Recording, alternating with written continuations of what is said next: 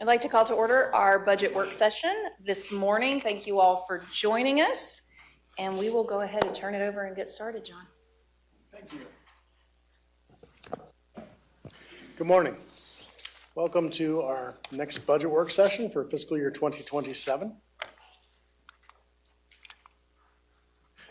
This is a look at our budget calendar for fiscal year 27.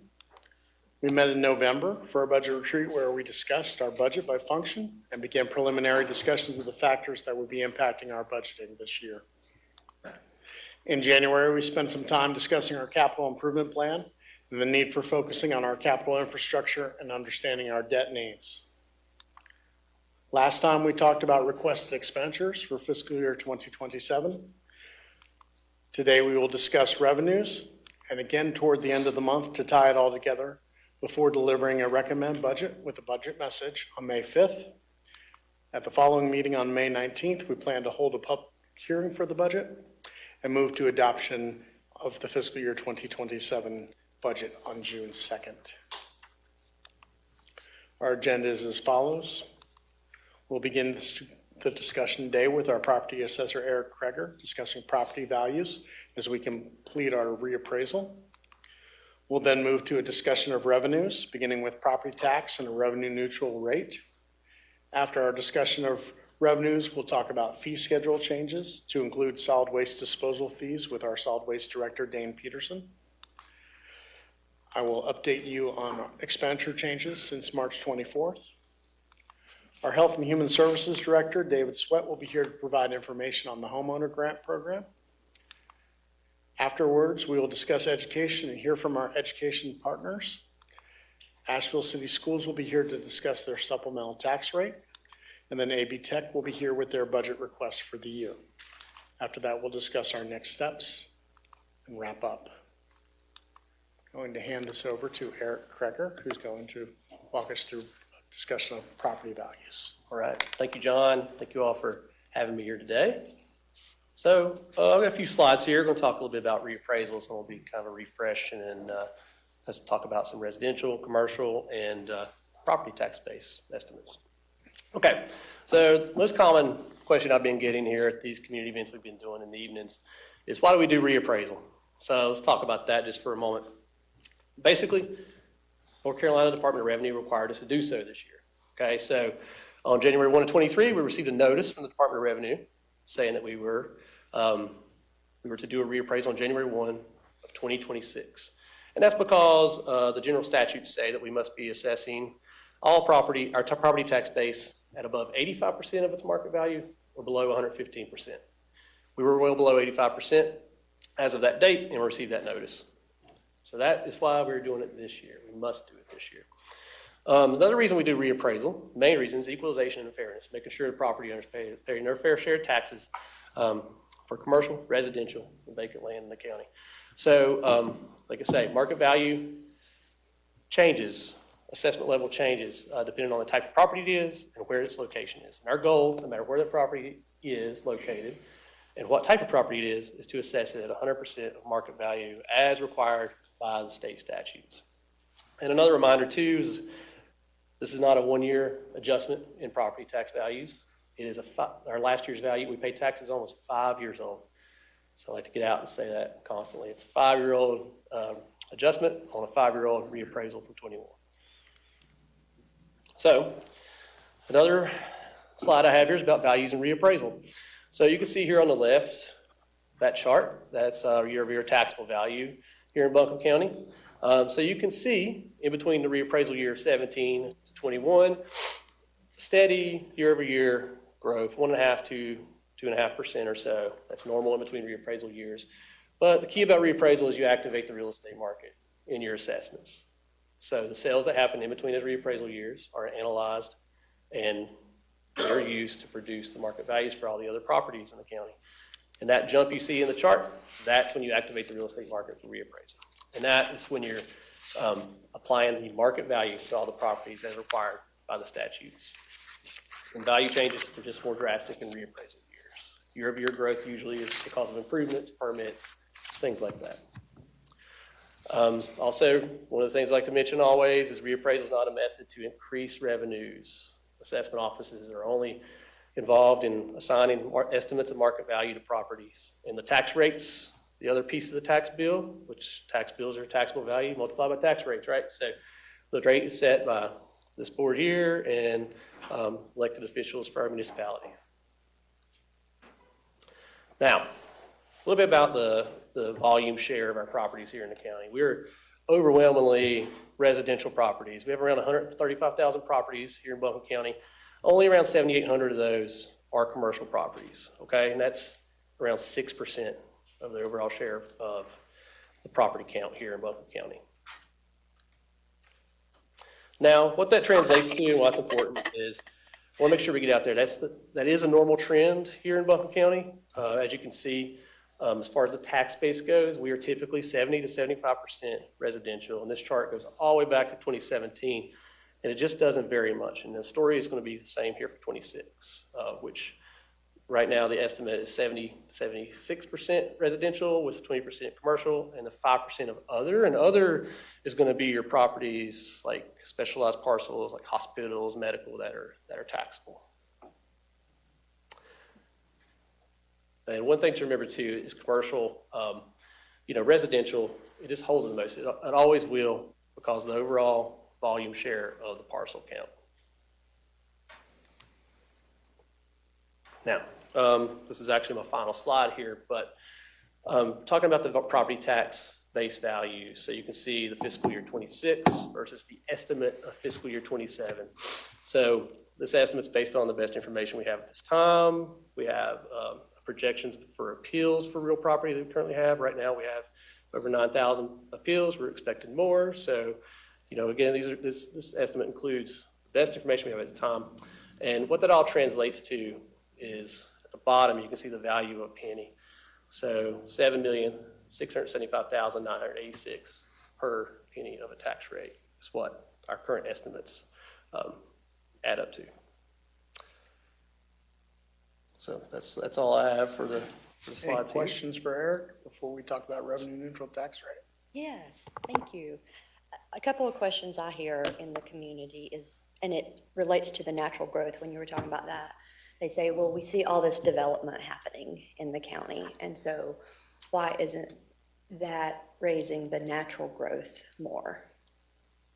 Well, the year-over-year tax growth, based on the improvements and permits, things like that, that will raise the overall taxable value for areas that they reside in. And as those properties finish, like we have unfinished apartment complexes throughout the county right now, as those come on market and become operational, you'll see growth in the commercial sector there. So and they're all based on that current year's schedule of values, that reappraisal schedule of values. So in 2028, when a new home gets constructed, it'll be as if it was built on January 1 of 26. That's its value base. So you will continue to see that, but you will not see the activation of the real estate market till the 29 reappraisal. Okay, so basically, just making sure I get this. So that is part of the natural growth, and then whatever it is as of currently January 26th, so it's in process, so it's not going to have that full value. But then, unless it's already completed, right? And we see a lot of new apartments and all that coming online now, but they're not completed, and so that's why they're not fully valued. So I like to think if it's halfway constructed, it's at 50%. So right now it'll be at 50% of its value, and we check in on it at the end of the year this year. Maybe it's at 75% for next January 1, and then it's at 100 in 2 years, and that's where it would be fully assessed as market value. And so that clearly is part of the natural growth, and it's part of that where you're saying it's like around 2-point-something%, and that's included in that. Yes. Okay. And then the other question, you said we have around 9,000 appeals. Yes. Around thereabouts. And then on the commercial property, one question I received was, and this was helpful, thanks, showing that breakdown.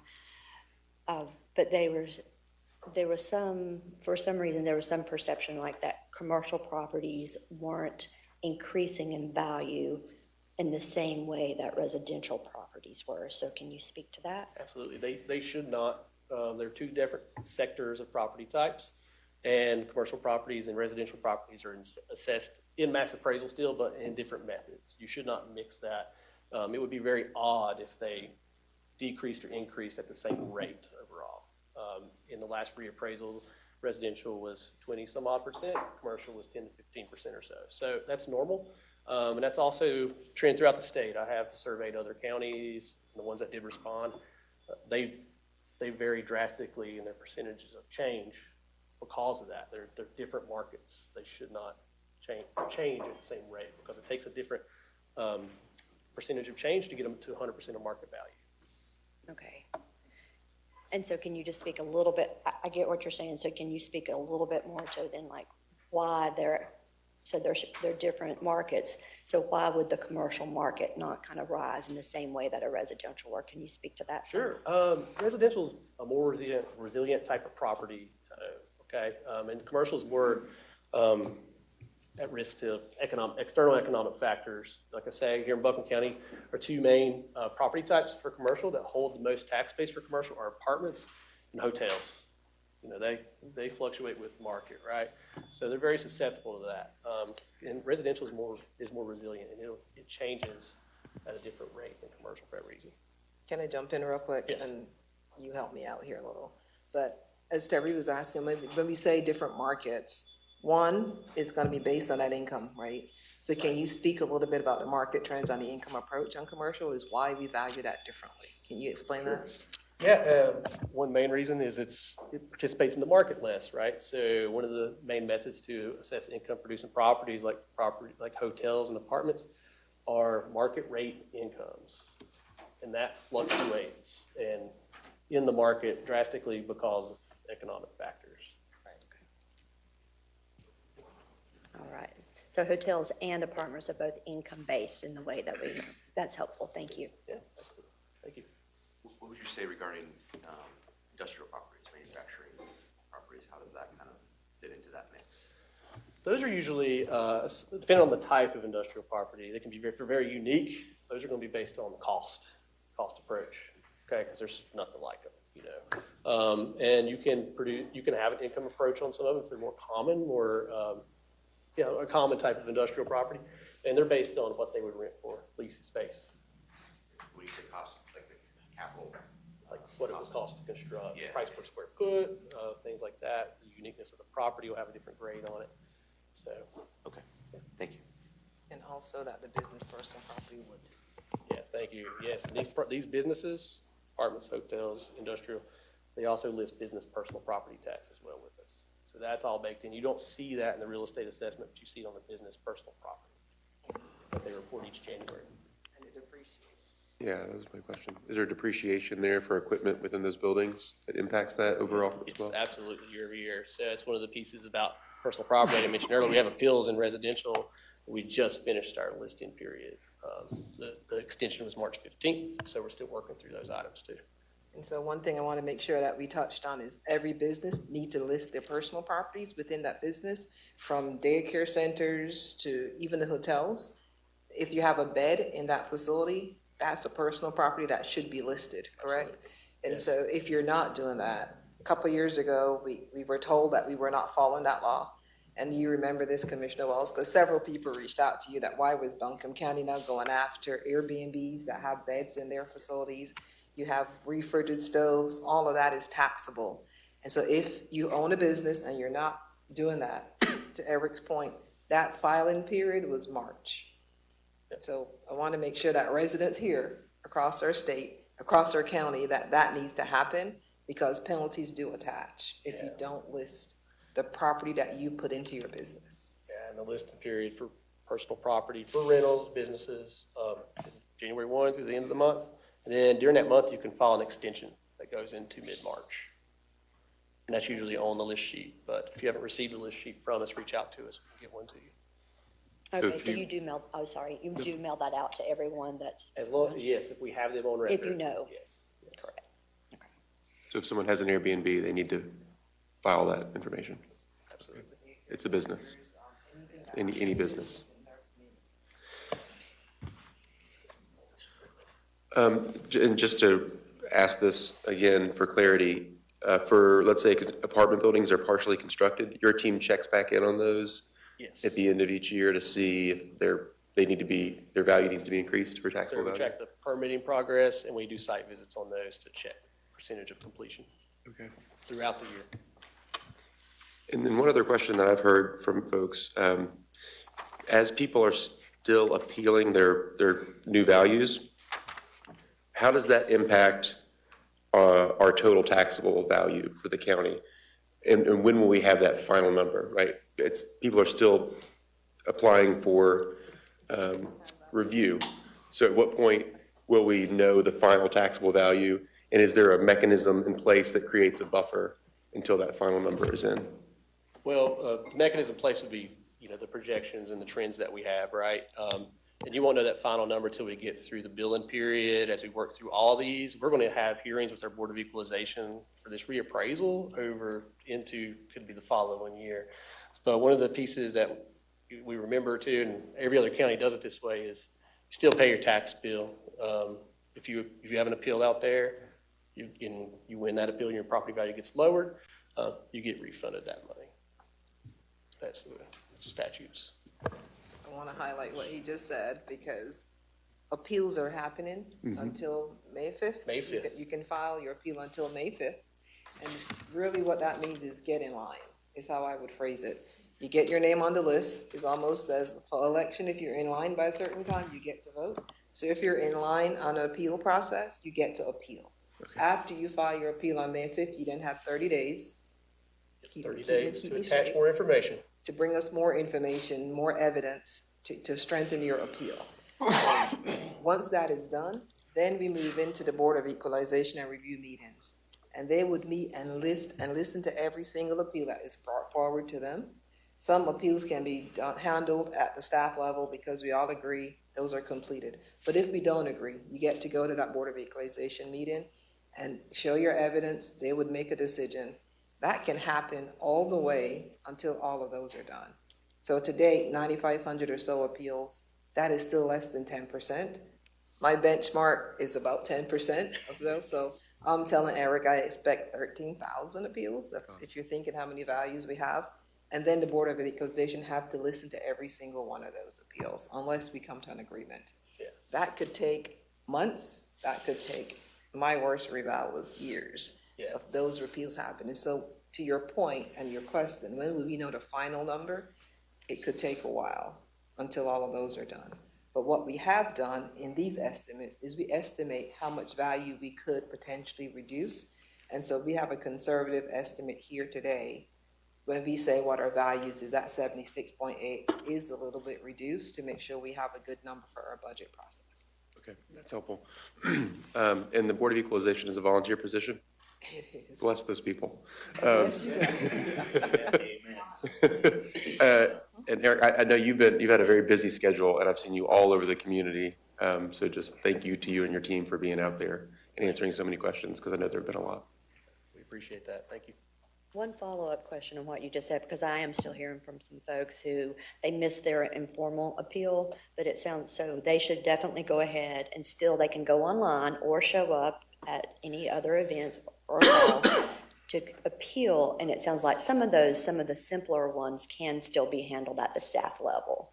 Absolutely. Is that okay? The majority of them can be handled. Okay, because I will say, some of the ones I hear from, the thought of going in front of the Board of Equalization and Review is a little anxiety producing for them. Yeah, that's. And so this is good to know, so I can say, if it's simple, staff can handle it, you won't even have to go to that. Okay. Correct. And please let them know that going before the Board of Equalization and Review should not be as scary. It's just as easy because staff is going to be there. We'll present, here's what we think, here's what you think. And I can say that, but I don't think that's going to change the fact that it's anxiety producing. I try to talk about that at the community events, Yeah. and tell them, here's what it looks like. It's not this big intimidating process. You can come in, you don't have to have an attorney or wear suits or things like that. It's quasi judicial, but it's still informal. So. Okay. But yeah. All right. Informal appeals will continue all the way because staff will try to work it out before it gets to the Board of Equalization. So tell them, please, if you have a question, we want you to appeal. Okay, thank you. Thank you. Thanks, Eric. Thank you. So calculating a revenue neutral rate is dictated by North Carolina statute, and that we would determine a rate that would produce revenues equal to those produced for the current fiscal year, increased by a growth factor. That growth factor is the annual average percentage increase in the tax base since the last general reappraisal. We begin by calculating our fiscal year 2026 property tax revenue. We use the current property tax rate of 54.66 cents per $100 of assessed value and multiply that by the current assessed value, which is $53.6 billion. This generates $293,034,735. Taking that $293 million and then looking at the new estimated assessed value from the reappraisal as of January 1st of this year, we have almost $76.8 billion of assessed value. Over the last 4 years, we have had an average tax base growth of 2.74%. Applying that growth rate to the $293 million in revenue, and then calculating what would be the tax rate to generate that revenue, leaves us with a revenue-neutral tax rate of 39.22 cents per $100 of assessed value. That is the revenue-neutral rate. We have not calculated a manager's recommended tax rate at this point. Are there questions about how the revenue-neutral rate is calculated? So thinking about natural growth, and can you speak to that with this number as well? Because each year, there's always some natural growth. Yes. And then I'm guessing, yeah, that somehow this is representing that too, and not including that part. So we're taking that $293 million and adding the 2.74% to it. Mm-hmm. And then we're dividing that new number by the new value. So you're saying the 2.74 is the natural growth? That's the average natural growth Okay. over the 4-year period. So we take the average of the 4-year period since Okay. the last appraisal. Okay. Well, it has been like, say, 3.2% in a given year. We also saw 1 year where it was 1 point such and such, so it's the average of those 4 years. Would have been 3 years in a normal period, but we delayed our reappraisal by a year. That Helene year would have been the low year. I'm sorry, what? That Helene year would have been that low growth year, so we had to take that into account as well. Okay, and that reduced the natural growth some? Yes, ma'am. Okay. And at a high level, I guess, what steps are between now and understanding what a manager's tax rate? We'll get there. Oh, okay, cool. So returning to the fiscal year 2026 property tax revenue number of $293 million and applying the 2.74% tax base growth generates property tax revenue of $301,052,481. Adding in some amount of expected late payment interest, we have a total estimated property tax revenue with natural growth at the revenue neutral tax rate of $301,948,864,000. This figure is based on 100% of all revenues. A collection rate will be calculated and applied, which can be no higher than the current year's collection rate. Are there questions about the property tax revenue? So you're saying that if we go with the revenue neutral tax rate of 39.22, the 301,948, that is the expected property tax revenue. That is the 100% of it. We will need to apply a collection rate. So it will actually be So less. it will be less than that. And we're going to talk about that in just a minute. But if every single dollar was taxed and every bill paid, that would be the expected revenue, including some late penalties. So if I'm understanding that correctly, then that would be expected around like 8 million and thereabouts in natural growth. Yes, yeah, we're going to get there. Okay. And I'm going to let Eric go if you don't have any more questions. Yes, thank you all. So we're now going to move into a discussion of revenues for fiscal year 2027. For revenues for fiscal year 2027, our second pass budget, property tax remains our largest source of revenue at 67%. Applying an estimated 99.25% collection rate, we estimate property tax revenue at $299.7 million. Our next largest revenue source is our local sales tax at $49.5 million, making 11% of the revenue budget. Intergovernmental revenue is 10% at $45.8 million. Sales and service is 6% of the revenue budget at $25 million. Permits and fees is $7.5 million and 2% of the revenue budget. Other taxes and licenses are $6.9 million and 2% of the budget.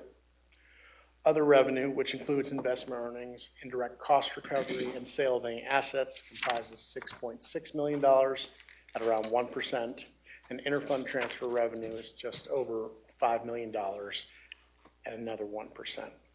This total projected revenue is $446 million, and I'm going to discuss each of these revenue slides in detail over the next several slides.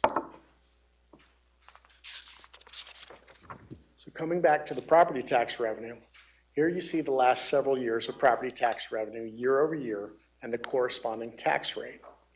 While the annual growth rate is an average 2.74%, the revenue may vary because the tax rate was changed each of these years and the collection rate also varied.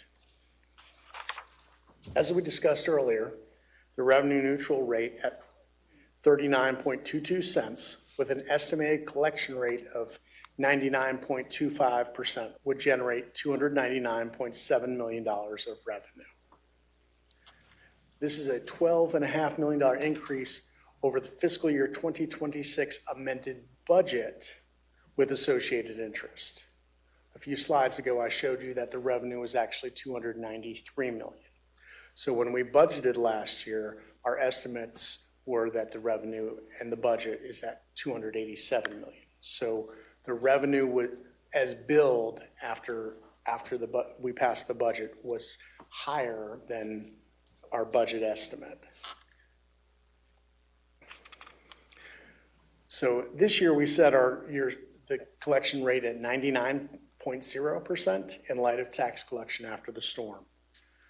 Our tax collector expects to exceed that rate, and it appears that 99.25% is the collection rate that could be achieved this year, and therefore that we would likely budget for next year.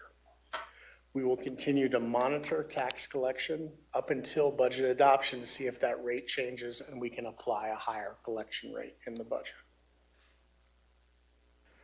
Are there any questions about property tax revenue?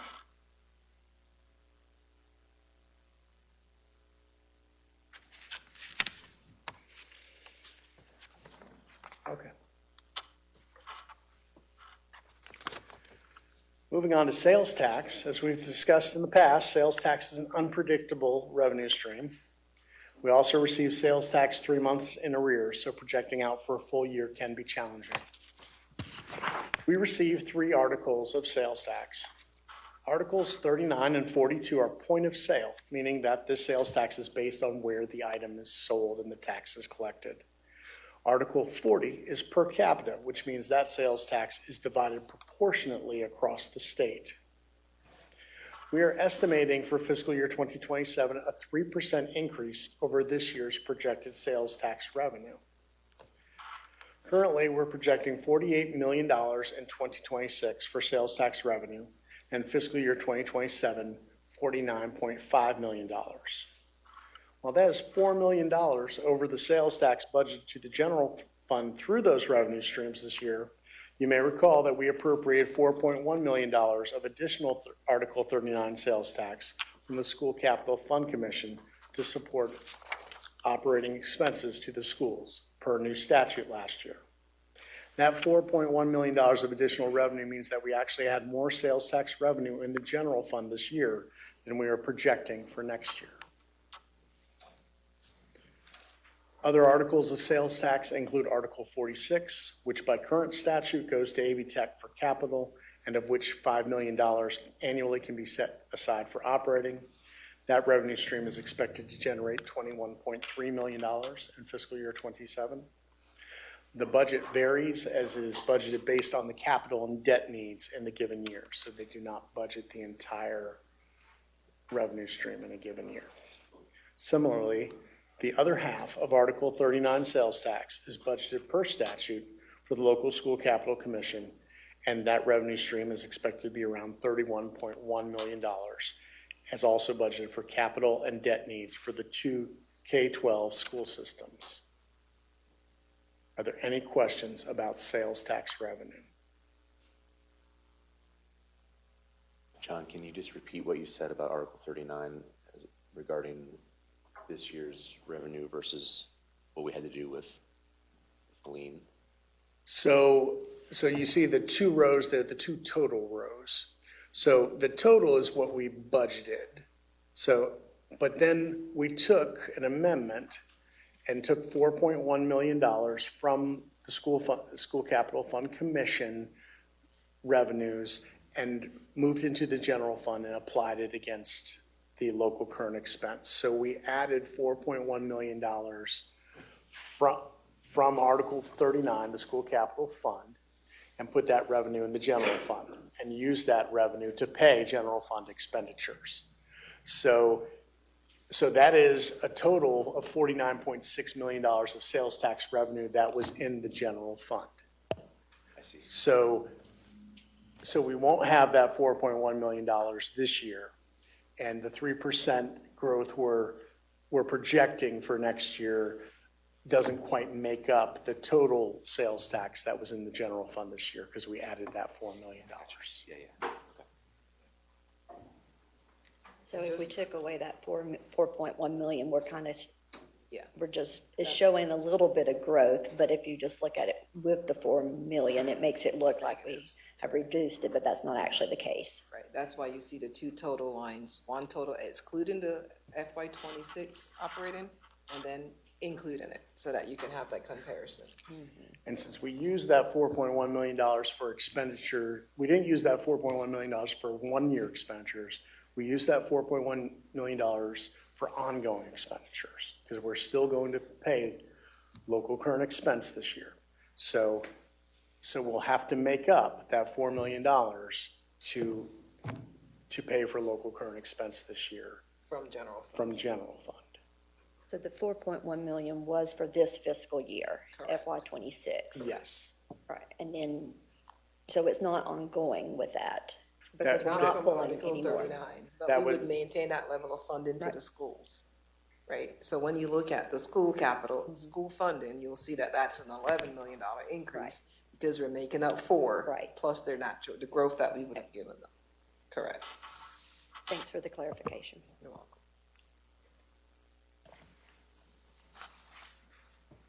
Okay to move on?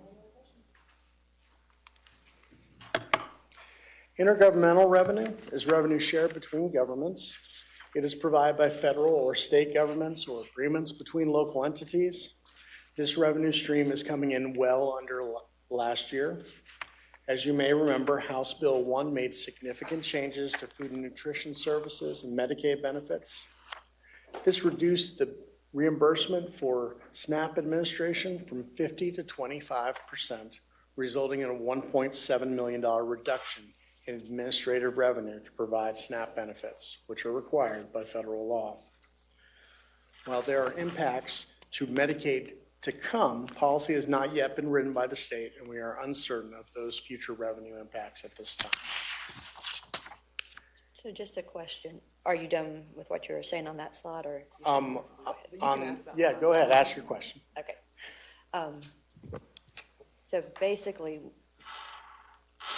we are clearly mandated to administer SNAP, that is put on the county government to do. But what you're saying is that at the federal level, they've made the decision now that they've cut the funding to actually pay us to administer what they tell us that we are supposed to administer. Yes. Okay, so that's gonna have a 1.7 million impact at thereabouts. Estimated this year. Estimated for this 1 year, so then that will be ongoing. And since that falls on the federal fiscal year, we don't actually see that impact until October 1st. So this isn't really a full year's impact. That's the impact of 9 months of the year. Oh, that's, okay, so it'll actually be more annually. Yes. And then with the Medicaid, that is coming from at the state level where they're making decisions and HB1 has also made changes to, because of yes, this. HB1 is now putting in work requirements for Medicaid and more stringent verification of eligibility. And the state has not yet written its state policy for how counties would carry that work out. Okay, so again, at the federal level, making these decisions, and then we're waiting to hear from the state whether they're gonna cover it or whether they're gonna push that on to the county level to cover it, to cover those changes. Yes, and I think what John is also saying, we don't know the policy of how they would implement those rules from the state, from the federal level. So once we're waiting on the policy decision, we don't know that impact to us yet. It may be in personnel, if our folks have to go out verifying that each applicants are actually working and having jobs. They may need to check cases more frequently for verification. And with tens of thousands of cases that we have open, that workload could expand significantly, but we just don't know at this point. Okay. And if they decide to expand how long it would take us to do it, we might use the same amount of staff because the time to recertify. But if the timeline stays the way it is, we would definitely have to add staff, which would then increase our budget. Okay, that's helpful. And then I guess you're gonna speak to, there was also the 1.6, you're gonna speak to that one? Yes. Okay. I was also in Health and Human Services, across Economic Services and Social Work Services, due to a variety of changes. Some of this was ARPA funding that's falling off. We're seeing about $334,000 in reductions across other areas on the social services side of Health and Human Services. So Health and Human Services is reduced by about $2.1 million in revenue. And this work and these services don't go away. So that's additional county costs that we need to make up. The $1.6 million reduction, we implemented a cost-sharing agreement with the city of Asheville for public safety communication costs for the 2022 consolidation. We're reducing that cost share by half, and that will result in a $1.6 million reduction in revenue sharing for that agreement. A little bit more on that, Commissioner, to your question. In 2022, we consolidated, we were co-located before, but then we consolidated all of the 911 services across the county.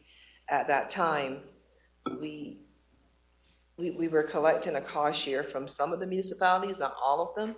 So we stopped the small municipalities back in 2022 with a plan to stop cost sharing with all municipalities in our county and provide that service for free in 2022. We did not implement with the city because it was such a large amount. What we did instead is we created an oversight committee where the city could help guide some of the decisions that were being made in that center and work together with the city. The plan would be a long-term, that is a cost that the county bears 100% for all the 911 services in our county. So that is ongoing. This is the first reduction we've had since 2022 for the city of Asheville. So, and I remember part of all of that at the time. So basically, we're not doing cost share with any of the other ones currently. Not for 911. Not for 911. The city's the only one that's remaining. And then I was trying to look up to see what was typical for counties that are doing this, whether they're doing cost sharing or not. I think Watauga is doing cost sharing. There's a lot of them that haven't actually merged yet. And I know that was a very big deal and something important for us to do. And y'all did a lot of work on that, navigating through that. And so is it typical? We did a little bit of research because, to your point, not many centers are consolidated. We only found a few that were. The biggest one that we saw was in the Wake County, Raleigh, and that's actually a city function. The city does the 911, and this county pays them to do the 911 service on behalf of the counties and all the other municipalities in the county. So that went the other way. Okay. And The others, in New Hanover, there was no cost share. In Person County or Chatham, which one, I don't remember. There was no cost share in those counties as well, so. The only one that we really did found out was still doing that cost share that is fully consolidated was in Wake and Raleigh. Okay, and I think Watauga is too, because I think they just consolidated it recently, maybe? But that didn't pop up on our Okay. calls. They didn't respond when we put out the call to ask. And the cost share is based on the dispatch portion. But by law, we take all the calls. Okay, So, Correct. so we take all the calls. We're not sharing the costs of taking calls. It's based on the dispatching public safety entities to those calls.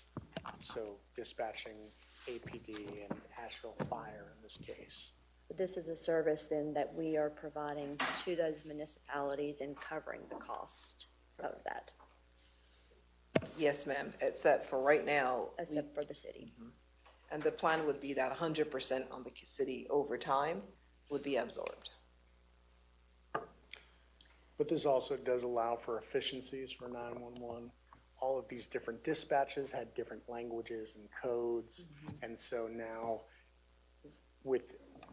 as we move through this, they can generalize the codes. Everyone speaks the same language on the radios. And it will be more efficient, and ideally, response time would be faster. Oh, I mean, the consolidation was, I feel like, a very smart thing to do. I was just trying to understand from the financial part, what others were doing around the cost share with that. And do we pull in other funds? I seem to remember at the time there was some discussion, there's some 911 funds. There is a state funding mechanism. There's a state 911 fund that is specifically for hardware and software costs. Doesn't cover any personnel costs and such. So when we bring you the budget, you will see as one of our other annual funds, the 911 fund. And there's generally around $1 million a year budgeted in there for other costs such as hardware and software related to 911 needs. And the state provides us an allocation annually. And so if we proceed with this, that's this year, but you're saying then there's more to come in a future year. The city's paying us 1.6. This was half of, they normally would have paid us 3.2. So this is one half reduction this year, and the next year would be the other half reduction.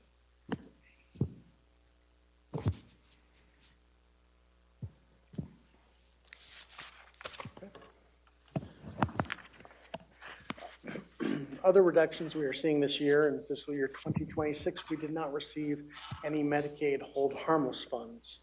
You may recall that there is an agreement between the counties and the state in which the state holds back a portion of sales tax to pay local Medicaid expenditures.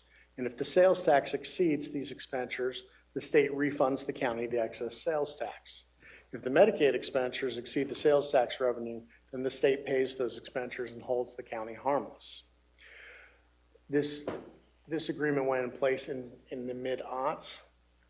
We did not see any benefit from this until about 4 years ago, when sales taxes went up during the COVID time. So we did receive some sales tax from this hold harmless arrangement over the last 4 years. 1 year, this was $2 million of revenue. We did not receive any of this revenue in fiscal year 2026, so we just received notification last month that our Medicaid expenditures exceeded the sales tax, so there would be no sales tax benefit from the hold harmless arrangement. So we're reducing our expectations for fiscal year 2027. Additionally, we have seen reduced beer and wine tax receipts from the state over the last couple of years, so we're reducing our expectations for that revenue stream as well.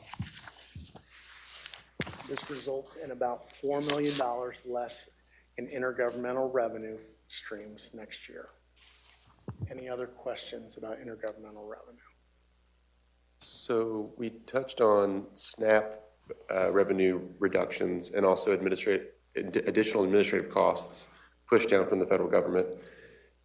Is the fact that our Medicaid administrative cost share went from 50-50 with the federal to now 75 on the county, that's reflected in here as well, right? So, in your questions and answers document, last time there were questions about what other things have been pushed down. So there was a change in fiscal year 2024. The state of North Carolina had misinterpreted federal policy for several decades and thought that they should be reimbursed 75% of all Medicaid administrative revenue. That 75% is actually only related to the eligibility determination. And any other work you're doing with Medicaid folks is a 50% reimbursement. So the state had been reimbursing counties at 75% for decades, and fiscal year 2024, the federal government told North Carolina, you're doing this wrong, you're taking too much money. And that there had to be some payback to the federal government. So the state then passed along that reduction in revenue reimbursement to the counties. They held us harmless in fiscal year 2024, the first full year that it was felt. But yes, that's been in year two, fiscal year 2025, that was over $1 million more of revenue not received by the counties for Medicaid administration. Okay. That's So helpful. that's already baked in here because Okay. we've already been seeing that loss over the last several years. Got it. That's helpful. I was actually referring to the federal HB1 impacts to Medicaid revenue. We don't know those yet. We don't know because yet, The state okay. hasn't yet. State has to write their policy interpreting the federal policy. Okay. North Carolina is state supervised, county administered.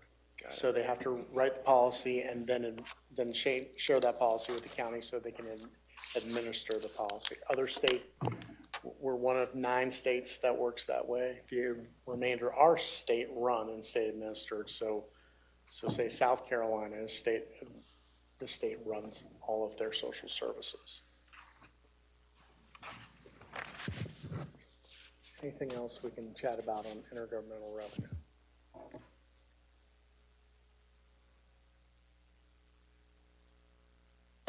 Our sales and service revenue is provided by a variety of sales and services across the organization. The largest of these revenue streams is generally ambulance revenue, which averages around $12 million a year. That revenue is projected to be flat for next year. Other changes to this category would include some new lease terms for county property, as well as billing changes for Medicaid that result in more revenue for public health sales. Overall, we're seeing a little over $1 million in additional revenue for sales and services while budgeting $25 million.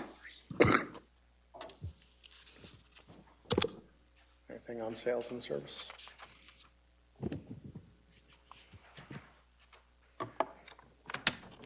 The large majority of permits and fees revenue is from our permits and inspections department, which expects to be generally level from current year to fiscal year 2027. In other areas, since we are now including air quality in the general fund, we will see an addition of about $573,000 for air quality permit fee revenue. Our planning department has reevaluated their permit activity. This will result in a $173,000 decrease in revenue. Well and septic permitting is expecting reduced revenue of about $120,000 due to reduced fees for storm impacted residents. Anything on permits and fees?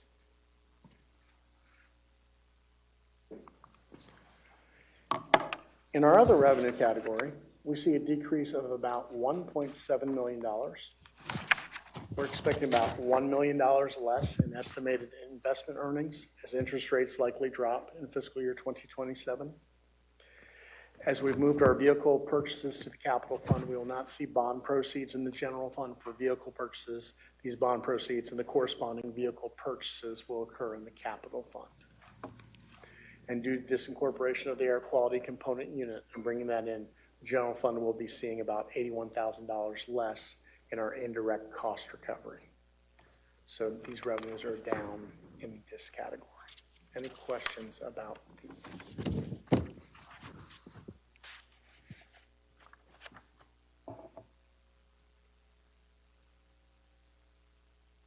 So comparing our fiscal year 2027 second pass revenue to the fiscal year 2026 amended revenue budget, we see an increase of $12.5 million in budgeted property tax. The net of sales tax decreases about $116,000 as it was inflated this year by the $4.1 million transferred from the school capital fund. We discussed the $4 million reduction in intergovernmental revenue. Sales and services is up $1 million. Permits and fees about $255,000, and other taxes and licenses up about $668,000. This is a combination of excise tax and heavy equipment rental coupled with new gas tax revenue entering the general fund with the inclusion of air quality. Other revenue is down $1.7 million, and then about $55,000 in interfund transfer revenue, less than last year. All told, this budget has additional revenue of $8.5 million over current year budget with a revenue neutral tax rate calculated for property tax. Are there any questions about where revenue estimates are at this time?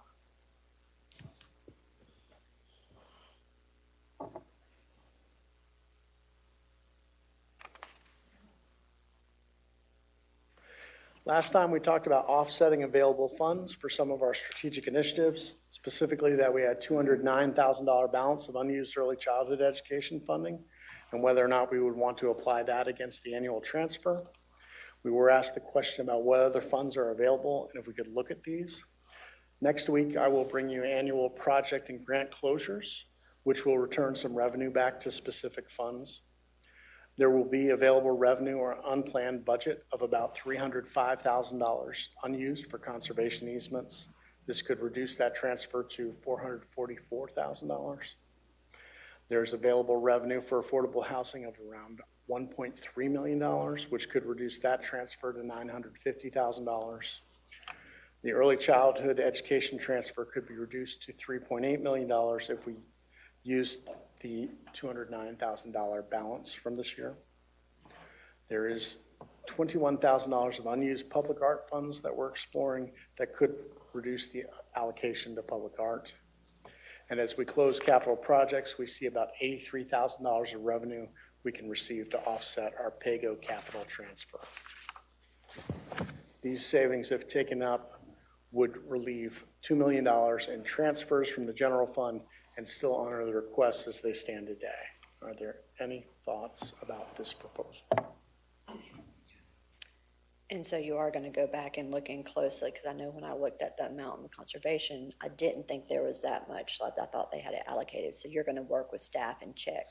So when I bring you some closure amendments next week, we will actually have balances from closed projects. So that's that number is combined in here as well. And, well, I know more about this one since I sit on that one.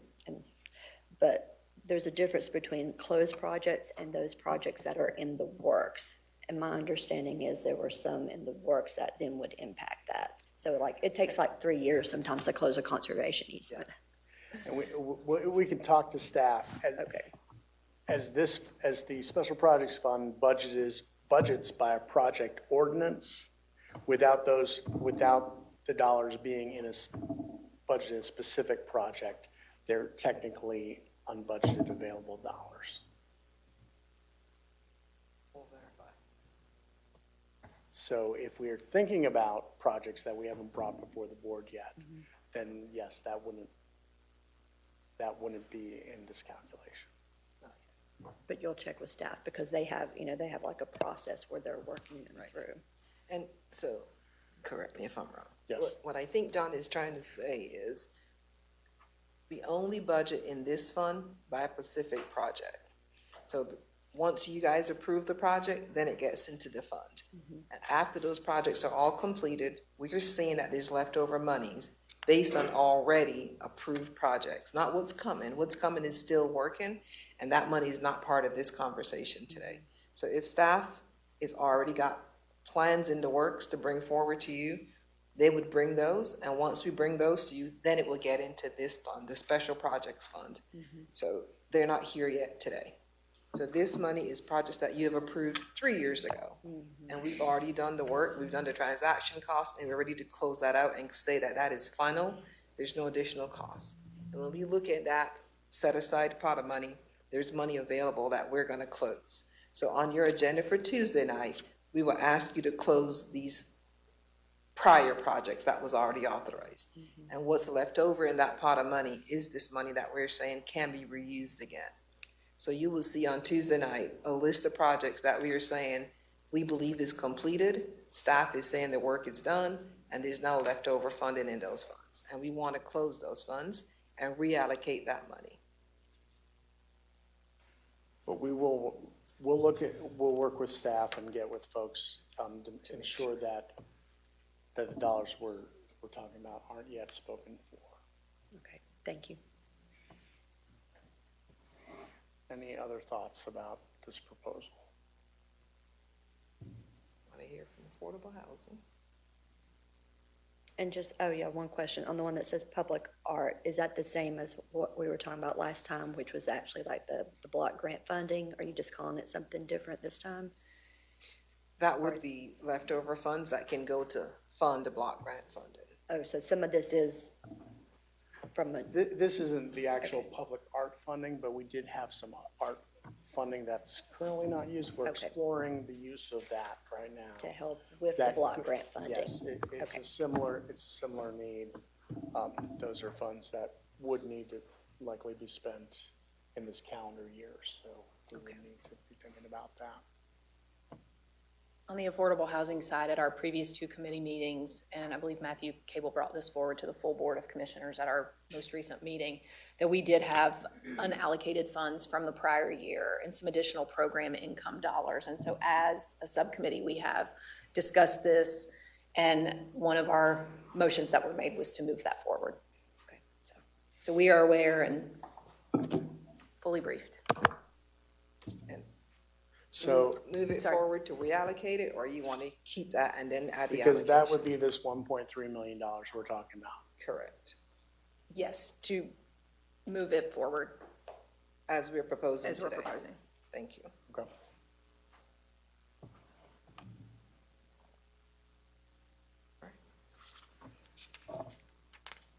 And to John's point, we will double check with Ag and Land Use on those conservation easements before Tuesday, because if the decision is made, okay. Got to make sure we got our timing right. Thank you. And this won't impact the Tuesday amendments, but if there is other funding that we're looking at, that there's a plan for, we'll earmark that. So I am going to move to discuss fees. In your packet, there is a 64-page fee schedule. I'm not going to ask you to pull that out right now, but there is a handy-dandy 2-page or front and back handout in your packet on the fee schedule changes for fiscal year 2027. And these are the fees that are changing this year, are proposed to change within the 64-page document.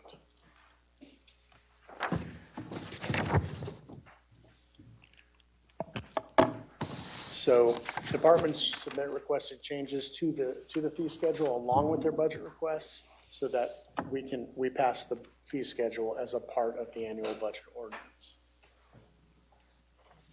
And with your handout, what I can tell you is that air quality will increase their Title V fees by the Consumer Price Index change, and that is per their organization regulations. So that's something that they do on a regular basis. Public health clinical services adjust fees based on price changes and insurance reimbursement, and these are approved by the Health and Human Services Board before they come to us. Environmental health is adding some fees around pools, tattoos, and kitchens to recoup some of the costs of providing the service, as well as aligning like fees. The Identification Bureau is adding a couple fees for notary service and lamination, and increasing the fingerprint card fee to cover costs. Library is adding a replacement fee for a new type of item that they loan out. Permits and inspections is realigning their temporary permit fees to comply with ordinance and is aligned with other departments, as well as adding a code violation fee.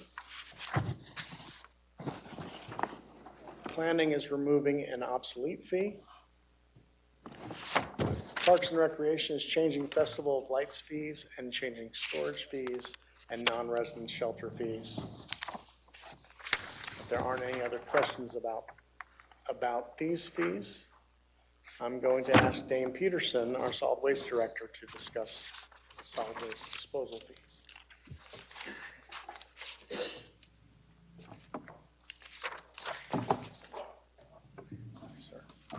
Just make sure you didn't have any questions on the fees that we just. Any other questions on these fees? Thanks, sir. Chair Edwards, Commissioners, good morning. Good morning, Dan. Thank y'all for having me as we discuss solid waste disposal fees for this coming FY27 cycle. As a reminder, I know Commissioners are well aware, but for everybody in the group and listening, just a reminder that Buncombe County Solid Waste Department operates as an enterprise fund. So we don't have any ad valorem or any tax fees associated with the property tax bill.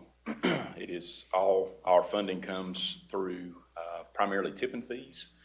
So those mechanisms cover our operating expenditures, salaries, fuel, all the things it takes to operate, capital investments, capital equipment, landfill cell construction, and also debt service. So all those monies come through our enterprise fund.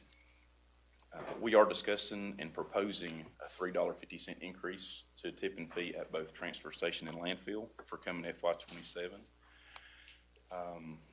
We mentioned it in the capital update the past couple of months with commissioners, but I wanted to provide a little more detail as far as the impact that Helene, advanced capital timeline, what that means for us. So airspace-wise, after Helene, we used a substantial amount of airspace. Now, the county was very strategic in any storm debris that was collected, especially through our federal contract partners and local, that we sent that material to other landfills. That was really important for us, because you think about landfill cell 7, that's around 1 million cubic yards before we put any trash in it. We developed that space. We removed over 3.5 million cubic yards of storm debris. So you think about that, that would have filled our current landfill space up 3 times. However, we still took historical volumes in the landfill. In 2.5 months post-Helene, we filled up approximately 11 months worth of airspace. So that's what I'm referring to as far as our capital outlook and the plan that we had. That was basically advanced a year. So now we're looking at projections of some debt overlap for current sales and things that we're paying for now in debt service, and moving sale 8 MSW at minimum a year ahead. So that's, I hope I'm explaining that in a way that's helpful. So that is what we're proposing this year to help work towards stabilize our fund balance is $3.50 for both transfer and landfill. This slide shows debt service in the amounts. When you look at the column FY26, our current fiscal year, debt service obligations around $3.3 million for this year.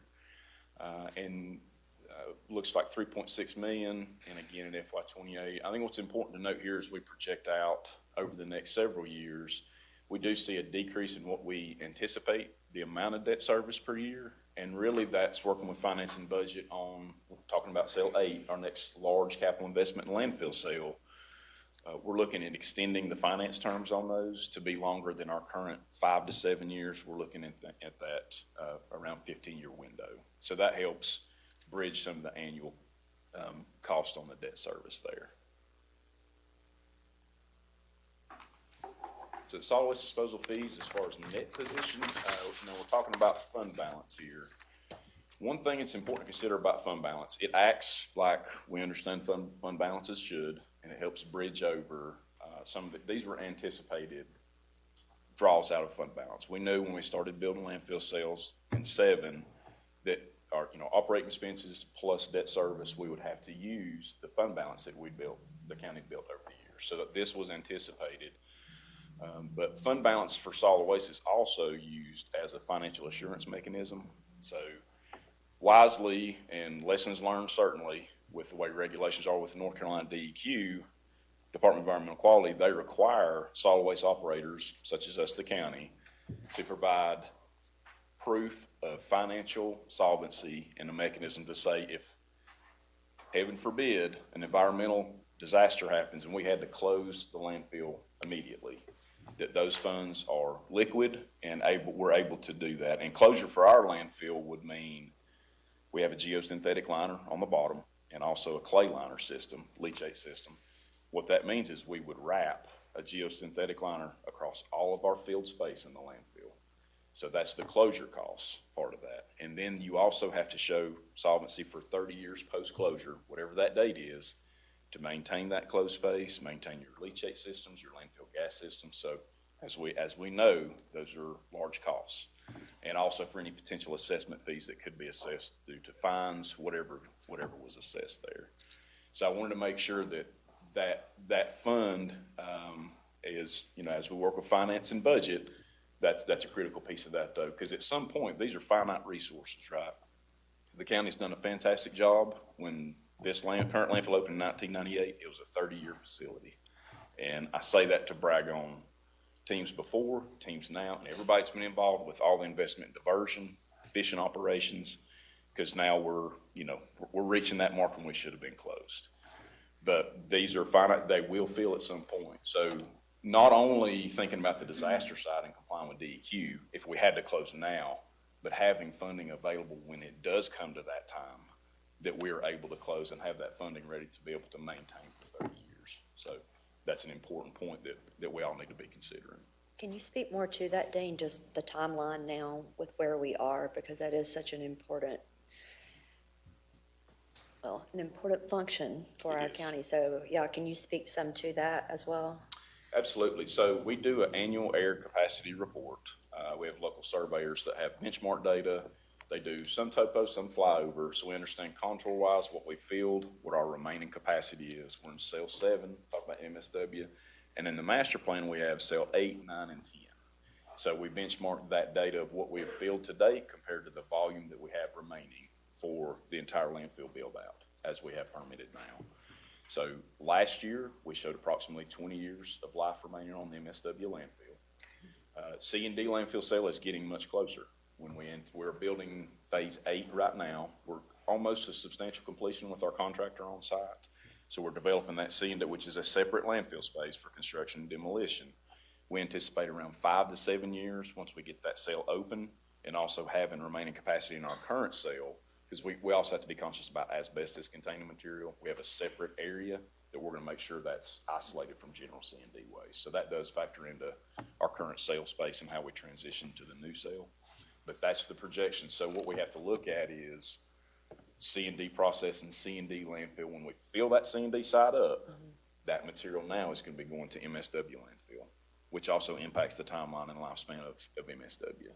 So I know our surveyors did the flyover earlier this week, so we should be getting that data, I would say probably by the end of May. And we'll see if that projection is in line with where we saw we were last year. Because to your point, Commissioner, these are not facilities that we can pop up overnight. There's an extreme amount of planning that goes into this. Nate Pennington will probably hit me if I try to say we're sitting in another landfill somewhere. None of us want to see that. It's critical assets. It's a finite resource. It will fill at some point. But we're going to keep working hard to draw that out as much as possible. And so you said C&D right now is 7. 5 to 7. 5 to depending on 7, volume. and then, Yes, ma'am. okay, and then the MSW is 20 years. Approximately 20. This was last year's survey. Right. Yes, ma'am. Okay, Yeah, we're wanting to stay in that. okay. Well, thank you all for your tremendous work with that, and I know some of us were able to be there yesterday for the composting facility, which is wonderful and will help, and then it sounded like we got a grant also for the C&D to help with that as well. Yes, ma'am, we did. We were really, really excited. It was a very competitive grant process that North Carolina DEQ, the Deeps division under DEQ, was basically, they had $25 million allocated to them to award local governments. And all counties that had an emergency declaration were eligible to submit for the grant. And they had 25 million, and what DEQ told us yesterday, they had like 120 million 20-some million. worth of requests. And we were awarded $3.5 million for that grant process. So, very, very excited to see that. And I'm really happy for our team because they really put a lot of time and effort. But I think it shows the alignment because the grant purpose is for recycling infrastructure. And that was obviously where we're honing in on what we want to expand on, increase on. We talked about 5 to 7 years in C&D landfill. C&D material is our target through this grant. And that's what we basically focused on with the grant in the application process was how do we sort, separate, get more useful life out of the materials in the C&D waste stream. And our plan on that, I think, was attractive to the state and wanted to invest in that. So very, very appreciative to hear that. Yeah. On that side, so talking about the $3.50 at both locations, landfill and transfer station. Thank you, John. I'm on the wrong slide. So this chart shows what we anticipate for budget impact on revenues if we increase. So landfill's currently at $50. We're proposing going to $53.50 at landfill. Transfer station going to $63.50 from $60. And we estimate, based on our volumetric estimates, that would generate revenues in the amount of approximately $13.6 million for FY2027. Now, y'all remember the discussions we had in the process that we went through to remove the hauler rebate program. And that reflects around $300,000 worth of that $13.6 million. The rest would be associated with the $3.50 increase on tipping fees. Important for us all to know and to make sure we're conveying is that there is no increase for people that directly use transfer station or landfill when they bring their bag trash, recycle. That fee structure is the same. So if I'm bringing my weekly waste to the transfer station, I got 2 bags, it's $2, it's still gonna be $4.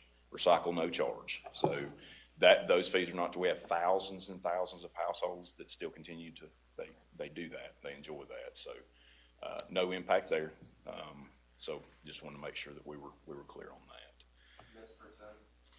that. The fee increases per ton? Yes, sir. Yeah, but the bag fee that we charge, there's no change in that, Commissioner. So where we're going, we've hit around this a little bit, Commissioner Wells, to your comments on C&D. So we will be evaluating fee structure for the new C&D processing.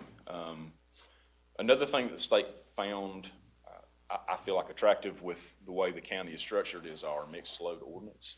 So we already have ordinance in place that is really incentivizing and encouraging haulers to source separate at the site.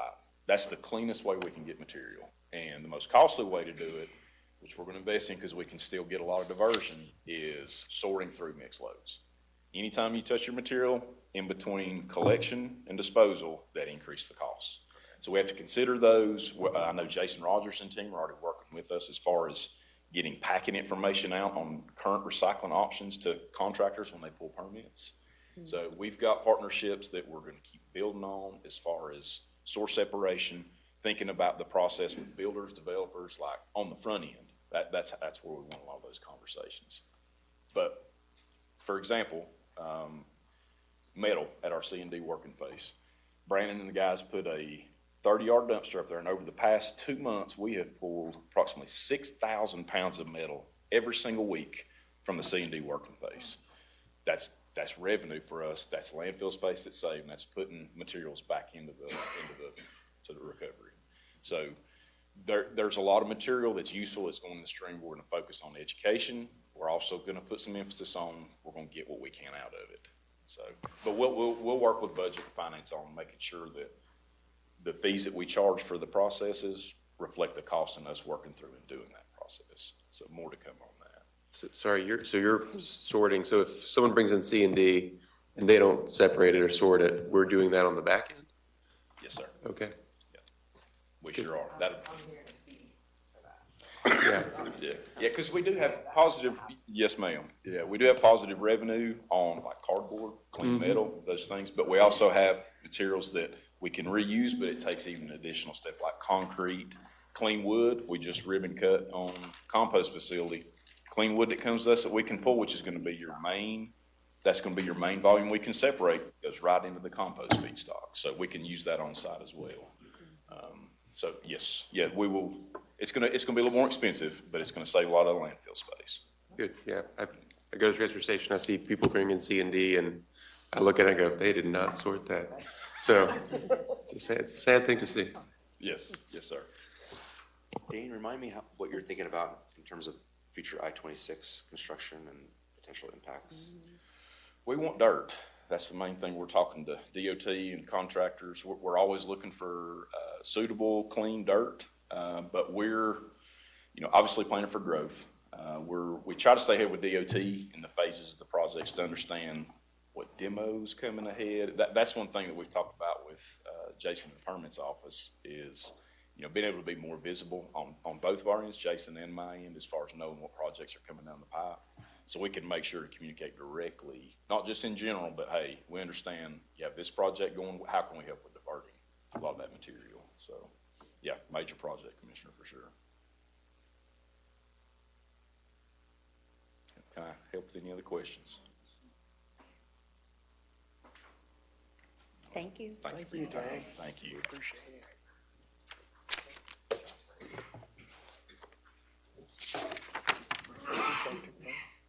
Commissioners, we'll take a short break before we get into the next session, if that's possible. 5 minutes?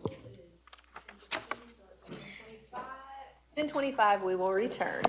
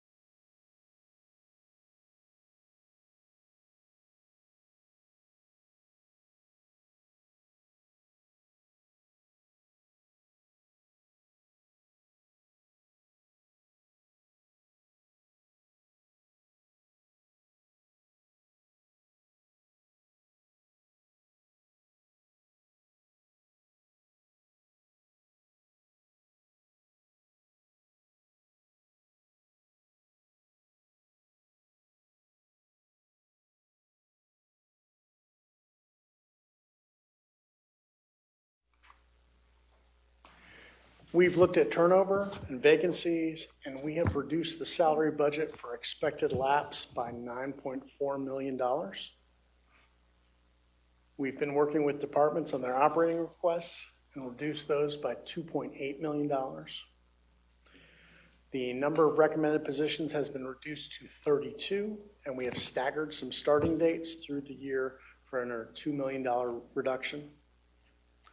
As our finance team works on our new debt package, the estimate of debt payments for next year has been reduced by $1.7 million. Additionally, the pending closure of economic development incentives will allow $1.5 million to be applied to other incentives and will reduce that transfer.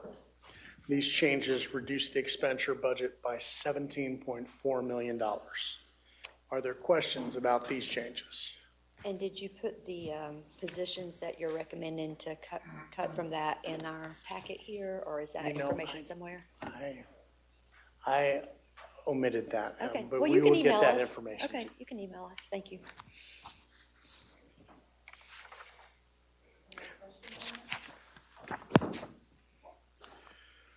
So we've discussed in the past our other post-employment benefits, or OPEB.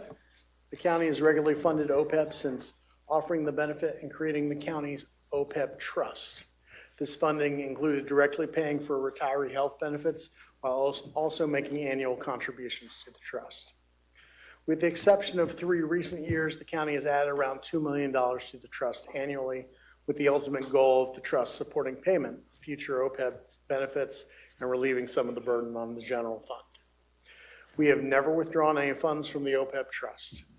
The county's retirement health plan stopped accepting new participants in 2015, meaning the liabilities have a finite timeline expected to end over the next 30 to 40 years.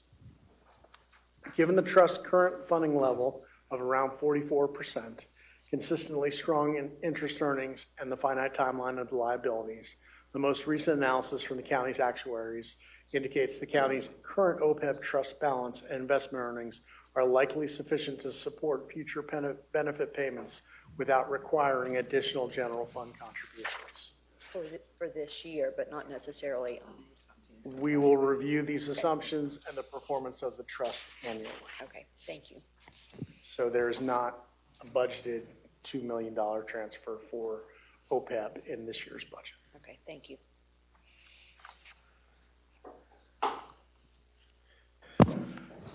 So when we look at the estimated revenues against the expenditures in the second pass budget, you can see that we do not have enough revenue to cover those expenditures. We brought you a detailed look at expenditures last time. Are there items that you feel strongly that we should reduce funding for, or anything we should not fund? Is anything missing from this budget right now? Well, I'll say I need more time to reflect on that. Okay, I think that might be the consensus of all of us, is a little more time to reflect and work with you all. sure. And so our next work session will be on the 28th, so we'll love to get feedback if you guys would reach out, let me know things in here as you reflect the next week. Let me know if there's things that I need to look at differently before we can start to pull it all together on the 28th. Okay. What is your deadline that you would like to hear from us then? The 24th, the Friday? That'd be perfect. Friday, the 24th, by close of business, By end of please. business, please let me know where you stand. Okay. Friday? Are the lights turned down? Like everybody's real low today.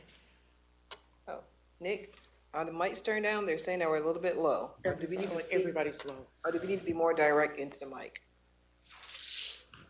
We'll speak more directly into the mic. We'll speak a little closer to them. What was the date?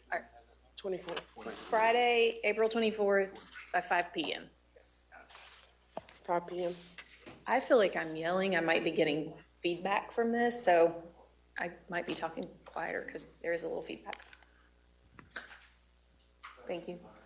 Thank you, Nick. I will ask this, so when we look at that, obviously the gap there that we're looking at is pretty significant. What are you seeing as the major contributors to that differentiation? Well, we have about $10 million in new debt payments. So we'll have $10 million in new debt payments. We'll have to assume $11 million of added education expenditures. So that is over half the gap right there.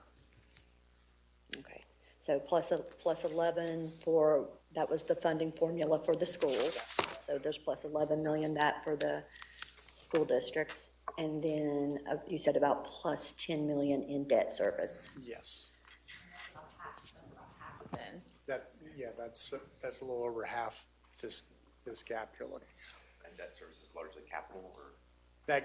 That debt service is a combination of that's the package that our CFO has been discussing with you over the last several meetings. That is capital, but it is also go bond projects for housing and open space from the 2022 projects. And then that, of course, doesn't include any of the Article 39, the school capital, because that's separate. So this is just county capital. Yes. Specifically that you're talking about now. Yes. Yes, especially as he just mentioned, Melissa has been presenting this the last couple of weeks, the new lobs, and then the GOs that would be issued as well. So that increase is part of this.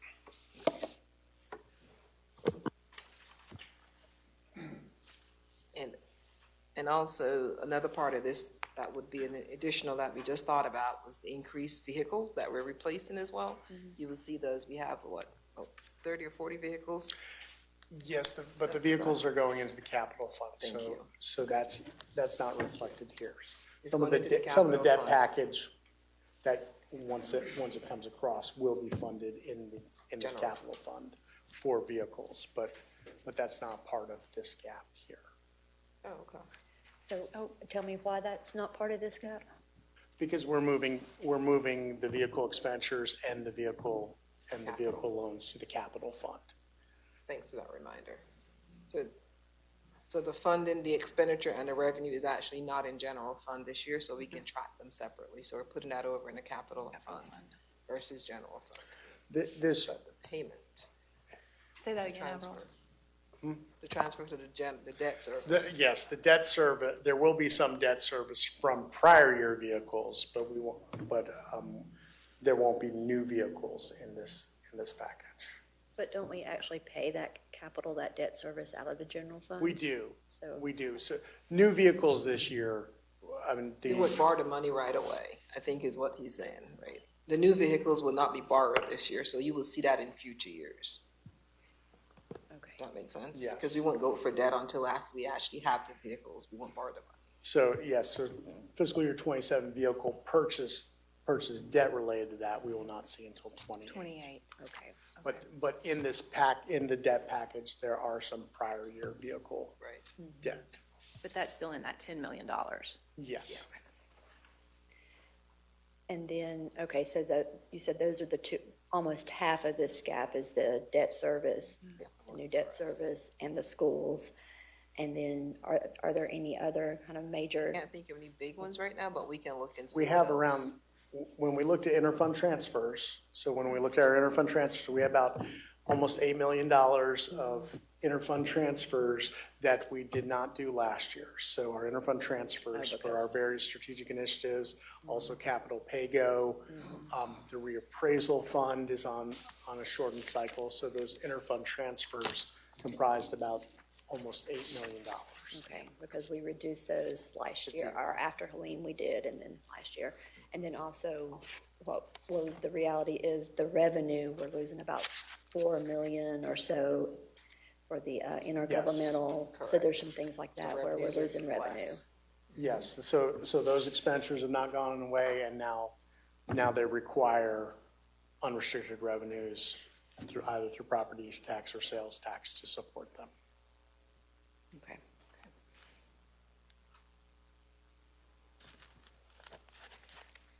And then, speak to the health insurance. I was looking back at our notes from last time, and we have, we have about 5 million increase in health insurance? We do, and while we initially put health insurance on this agenda to discuss, that has been moved to your briefing for next week, when you will have a focused discussion on health insurance, led by our new HR director, Shauna Shepard, on your briefing next Tuesday.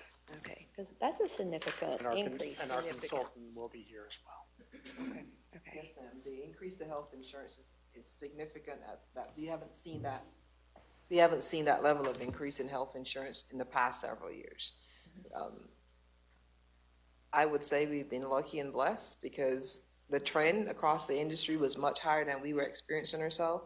And that is not the case this year. We are still below the trend, but much higher than our experience has been in the past 5 to 7 years.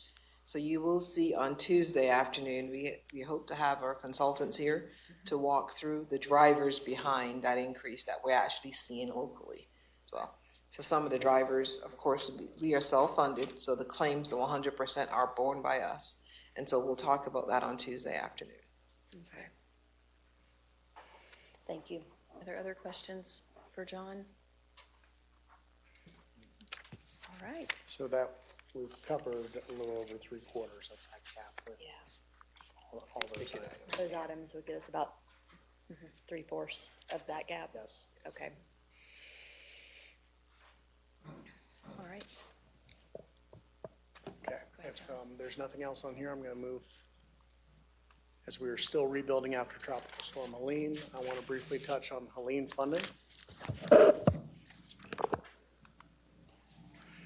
Currently, the county has spent $31.1 million for Helene and recovery-related items. Of these, $20.8 million falls in the category of seeking reimbursement largely for expenses related to the emergency and debris. FEMA has obligated or accepted our requests for $19.5 million of these expenses thus far, with the state having delivered $12.8 million of that funding, leaving $8 million in additional expected reimbursement. Additionally, for ongoing projects, FEMA has obligated $15.7 million of upfront funding, for which we have received $4.3 million. We've spent almost $700,000. We're expecting an additional $11.4 million. We have applied for pass-through funding related to the emergency for other entities and received all $2.3 million of that funding. A budget amendment in next week's meeting will be brought to pay out the remaining $600,000 unspent. For repairs and replacements that were covered by insurance, we've received $4 million of insurance proceeds for which we did the work in advance and have an additional $1.9 million received for replacement vehicles not yet purchased and some damages at the transfer station. There remains about $3.8 million that we are exploring the potential for reimbursement or other funding. All of this is to say that this funding does not impact budgeting for fiscal year 2027 in the general fund, nor do we expect that the general fund will have to cover any deficit with fund balance at year end. Are there any questions about Helene revenues? Where are we with fund balance right now? We are going to bring you a projection, a year-end projection at our next budget work session and talk about where we expect to finish the year. Okay. But I felt strongly that you should see where we are with revenue since we bring this quarterly to you. As you can see, we spent out of pocket what we spent so far, and we are tracking to receive that back, so. This is a little confusion here. So actual spent, how is that lower than FEMA obligated? Because we didn't have to front all of it? Exactly, that upfront charge right there, those is FEMA giving us money before the project. Oh, okay. If you recall the Grovemont landslides and some of the other landslides, they're giving us the money up front to study those landslides. So that piece up front from FEMA is money that we haven't spent. They're giving it to us ahead of time. So I'm going to invite our Health and Human Services Director, David Sweat, to talk about the homeowner grant program. Let me go back that slide one quick. Yes. The last thing on that slide I'll point out is those 22 projects that we've submitted to FEMA. Those are the HNGP projects. No money spent on the county side, but working with FEMA to get those funded projects. There are 22 of those that we're working on right now. So I will stay still working very well with our federal partners, making sure that we get our money back and we're not in a hole on several of these projects. And so with the HMGP 22 projects, we're not funding any of that money, so we're never having to put any, that's automatically from the federal government. Those are our infrastructure projects, so yes, we're not funding anything on those yet. Those are, as we've talked several times, one of those will be that facility we're thinking about, that the recreation / shelter facility. Those are the kind of projects. We haven't spent any money, we're asking for help Okay, to fund that's those. the 22 that you have Yes. listed here, okay. Yes. Thanks for that clarification. Chair Edwards and Commissioners, good morning. So I was asked to prepare a few slides and talk with you about options concerning our homeowner grant program. Just want to remind you of the policy that guides this program. This is existing policy, is what the program has been operating under. But in order to be eligible to receive a homeowner grant, you have to earn 80% of area median income, have less than $60,000 liquid reserves. That's the limit on liquid reserves that you can possess.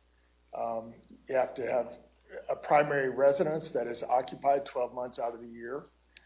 You can't own multiple properties, except there is an adjoining lot exclusion. So if you own 2 lots side by side, you can still be eligible. You have to have owned these properties for a minimum of 5 years. They must be single residence properties, not multifamily or other, or commercial. And you cannot already receive some other state tax exemption assistance, so that is an exclusionary provision within a policy. And this year, we're planning on going back to distributing flyers and tax bills promoting awareness of the program. But all of this is HHS program and policy. It's all been worked out in the past. These are the parameters around which the homeowner grant operates. Just want to make sure everybody's got a level set on that. So what we have seen over, going back in this graph, going back to fiscal year 2022, what you see is that the participation in this program has been on the decline consistently for several years. And so right now, only 68% of people who are actually eligible to participate in the homeowner grant program do so. And so we have seen that it is not being utilized by all parties who could benefit from it. And we don't know all the different reasons why that may be. I mean, we can only give money if people are eligible, but they have to apply to receive it. And if they fail to apply, we cannot do anything about that. But one of the questions that we have been posed in this current year is options. What options do we have around the homeowner grant program? And just an evaluation of how it's working, I guess, is also part of that discussion. And so what we put together and between our staff and the county manager's office is a variety of scenarios for your consideration, and then we await your guidance. And as I was speaking with John about this last week, I said, this is a strategic conversation. It's not a tactical conversation. Whatever amount of money you give to us in the budget and however you want us to deal with it, we will. I mean, we can tactically make anything happen. But this conversation is really about strategy. And so the first scenario is just continue in this next fiscal year as we did this year. And we estimate that if we do so, you'll have about $280,000 that is dispersed. And then staff time to administer the program costs the county about $140,000. Now, we could, as one option, maintain all of our current policies, but just change the cap on the homeowner grant payments. So right now it has a $300 cap. We could raise the cap to $400. And we estimate the county cost, if we did that, could go up to $426,000. So that would be more than what we spent this year. Now, that exclusion that we referenced on if you receive tax assistance that prevents you from being able to access the homeowner grant program. One scenario that was considered is and right now, I'll just let you know, Eric Kreger confirmed to me yesterday that there's 4,100 households where people are excluded from participation by having received some sort of tax assistance. And 3,700 of those households involve people who are getting an elderly and disabled tax assistance benefit. What we could, by policy, do is remove the exclusion to those parties, those households, but give them a capped homeowner grant option of getting up to $100. So it wouldn't, you're already getting a tax assistant, but we could add you to the pool and let you get a $100 grant. Now, if all 3,700 people who are currently excluded applied and then we ran the whole program, we'd be looking at putting about $1.5 million into this program to cover the cost. And if we assume that 68% participation rate would apply inside the 3,700 excluded pool, instead of 100%, you'd still be looking at a potential obligation of $1,148,000. But we do have another option. And that other option is a proposal that came actually from the county manager's office. And I will tell you that staff is supportive of this option. And that is to discontinue the program, but to put $280,000 in the general assistance line available for HHS Economic Services to disperse. And I will tell you why the staff finds this option attractive is a lot of those folks, those 3,700 people, and really the whole 4,100 people who are currently excluded from participation would suddenly be eligible to receive assistance that they may need that we are not in a position at the moment for policy able to provide.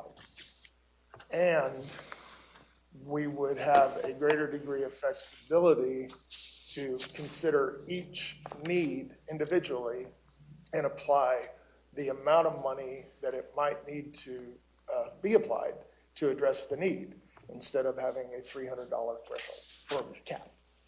And so if what we're trying to do through this program is to let HHS help the most vulnerable people in the county with the needs that they actually have in the most equitable fashion, the final scenario is one that we think might make more sense. But as I said earlier, this is the strategic conversation, but based on your guidance, HHS is able to tactically do whatever you want us to do. But these are the options that we were asked, we were asked to come up with options. These are the options that we want to bring for your consideration. And I'm happy to answer any questions. Additionally, there is a handout with details of year-over-year expenses and participation in the homeowner grant in your packet. David, can you speak some to, with that final option, like what are some of the, how does it broaden the help that can be provided with assistance? Can you speak to that, Sure. please? Well, this is a hypothetical, but it's a hypothetical that's not unreasonable. Let's say we have an elderly or disabled homeowner who is facing an urgent home repair issue that they simply cannot, let's say a hot water heater needs to be replaced. Well, it's going to cost more than $300 to replace a hot water heater. Mm-hmm. But if we have money in the general assistance line and they meet the guidelines and parameters of need, we could consider replacing their hot water heater. Mm-hmm. And yeah, that might cost us more than $300, but it's an example of the kind of flexibility that we would have. Okay. Is there more flexibility in that scenario? Sorry, Terry. No, go ahead. Expand on that example. Is there more flexibility from an eligibility apples to apples comparison of that person? Like, because I know we have these, there's amount of property they can own, there's Right. income level requirements, like, is it? No, in the general assistance line, we still, provide, we still means test that. So, 80% area median income and other parameters, liquid reserves, all of those sorts of things are considered in our general assistance. But the thing about general assistance is we're always looking for ways to add money to that pool. Sometimes we get money from the state, sometimes we get reallocated funds from other counties. That this, we have a variety of ways that we might wind up with some money in that. But this would give us a pool of money in the budget that would be available in a more flexible way than what we currently have available to us today.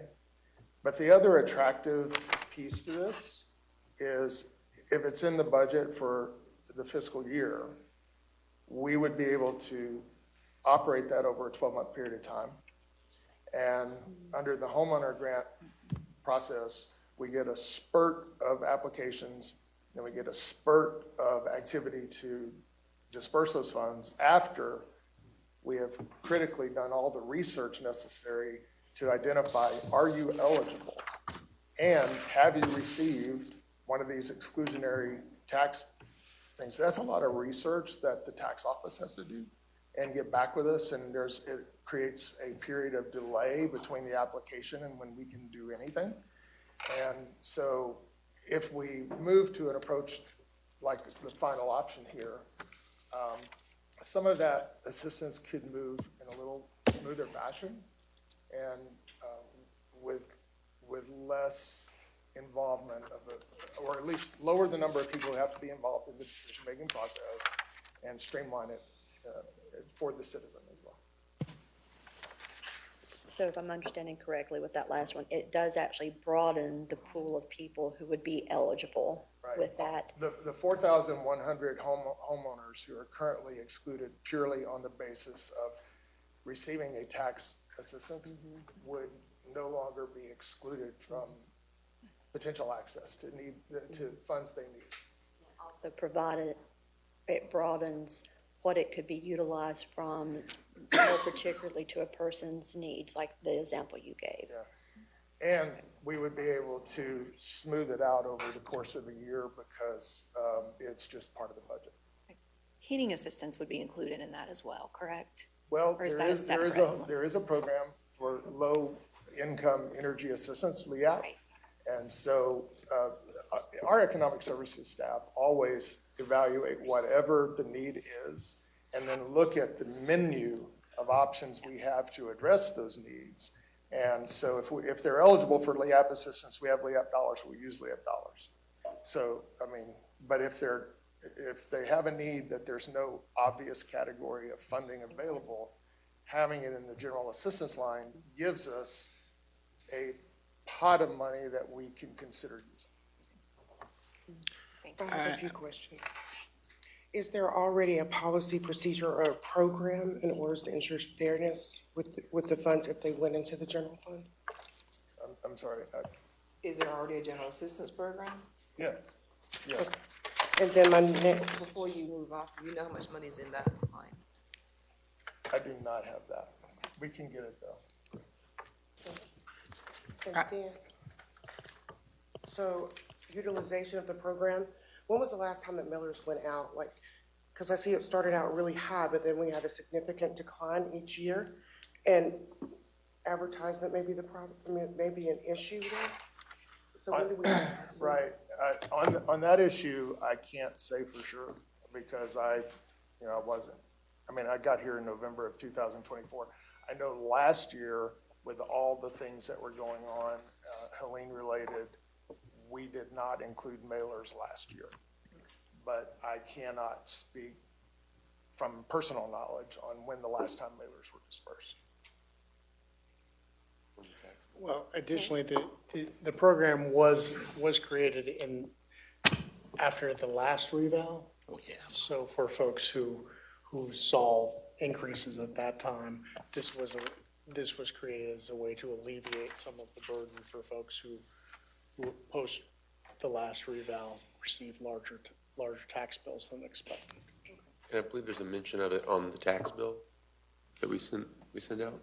But wait It a was minute, if this mentioned, is it a wasn't a health, just flyer. The first time we did it, it was a flyer. And I want to make sure that we are absolutely careful. This is not a tax relief program. That is Right. against the law in North Carolina. Exactly, yeah. So it was created to help homeowners to pay housing costs, whatever that is. If it was a broken hot water heater, if it was rent, whatever those things were, for homeowners only. It was not for renters or all parts of our community.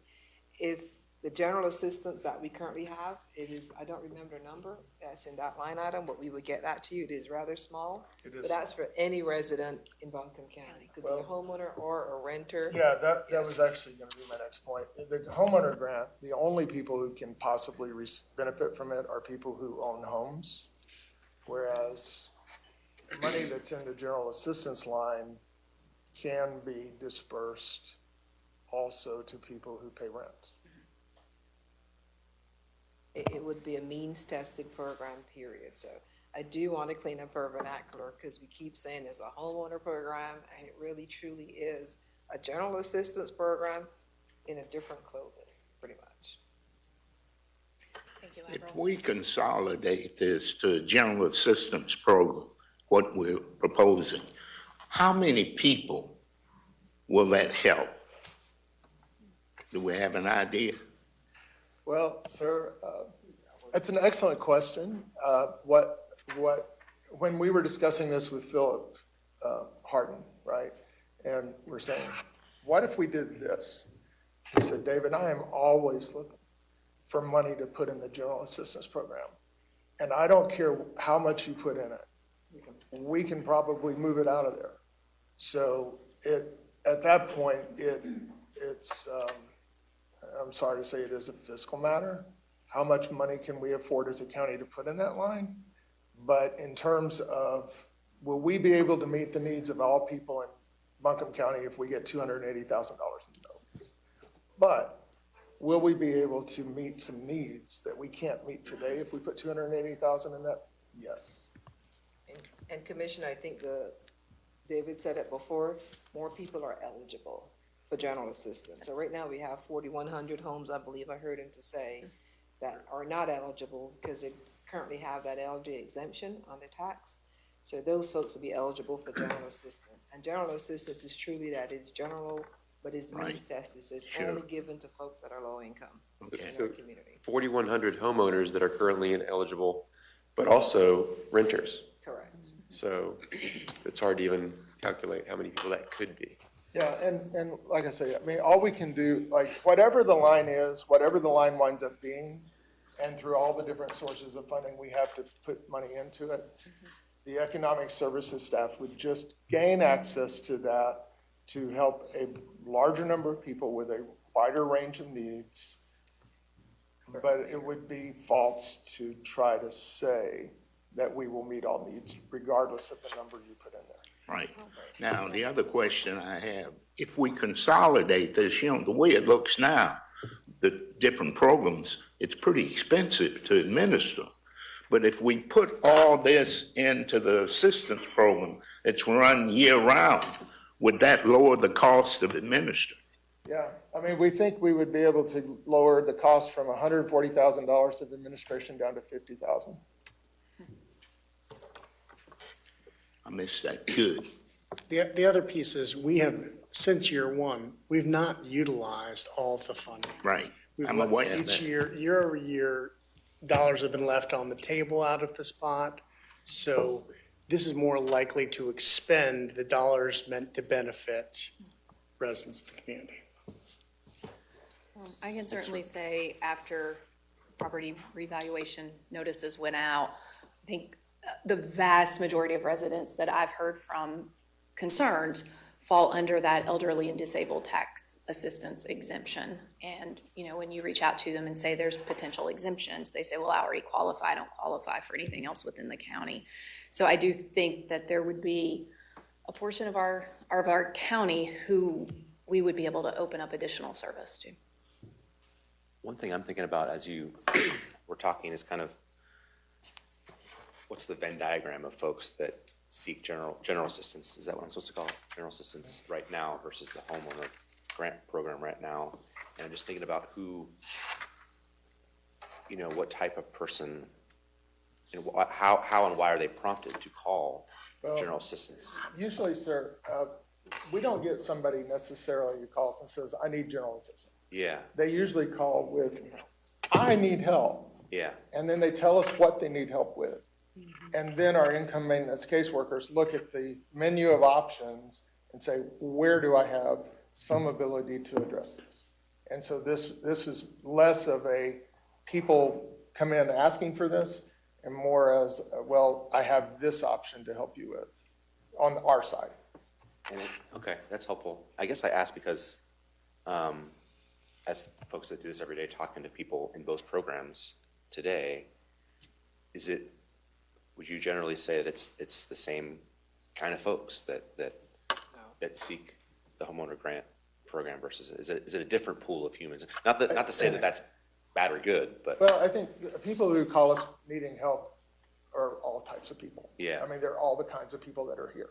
Okay, Whereas the homeowner grant program, automatically off the bat, anybody who's not a homeowner is not going to ask about that. yeah, And then the homeowners who do ask are, I mean, there's going to be a number of them who just assume before they even apply or even call that they're not eligible or something.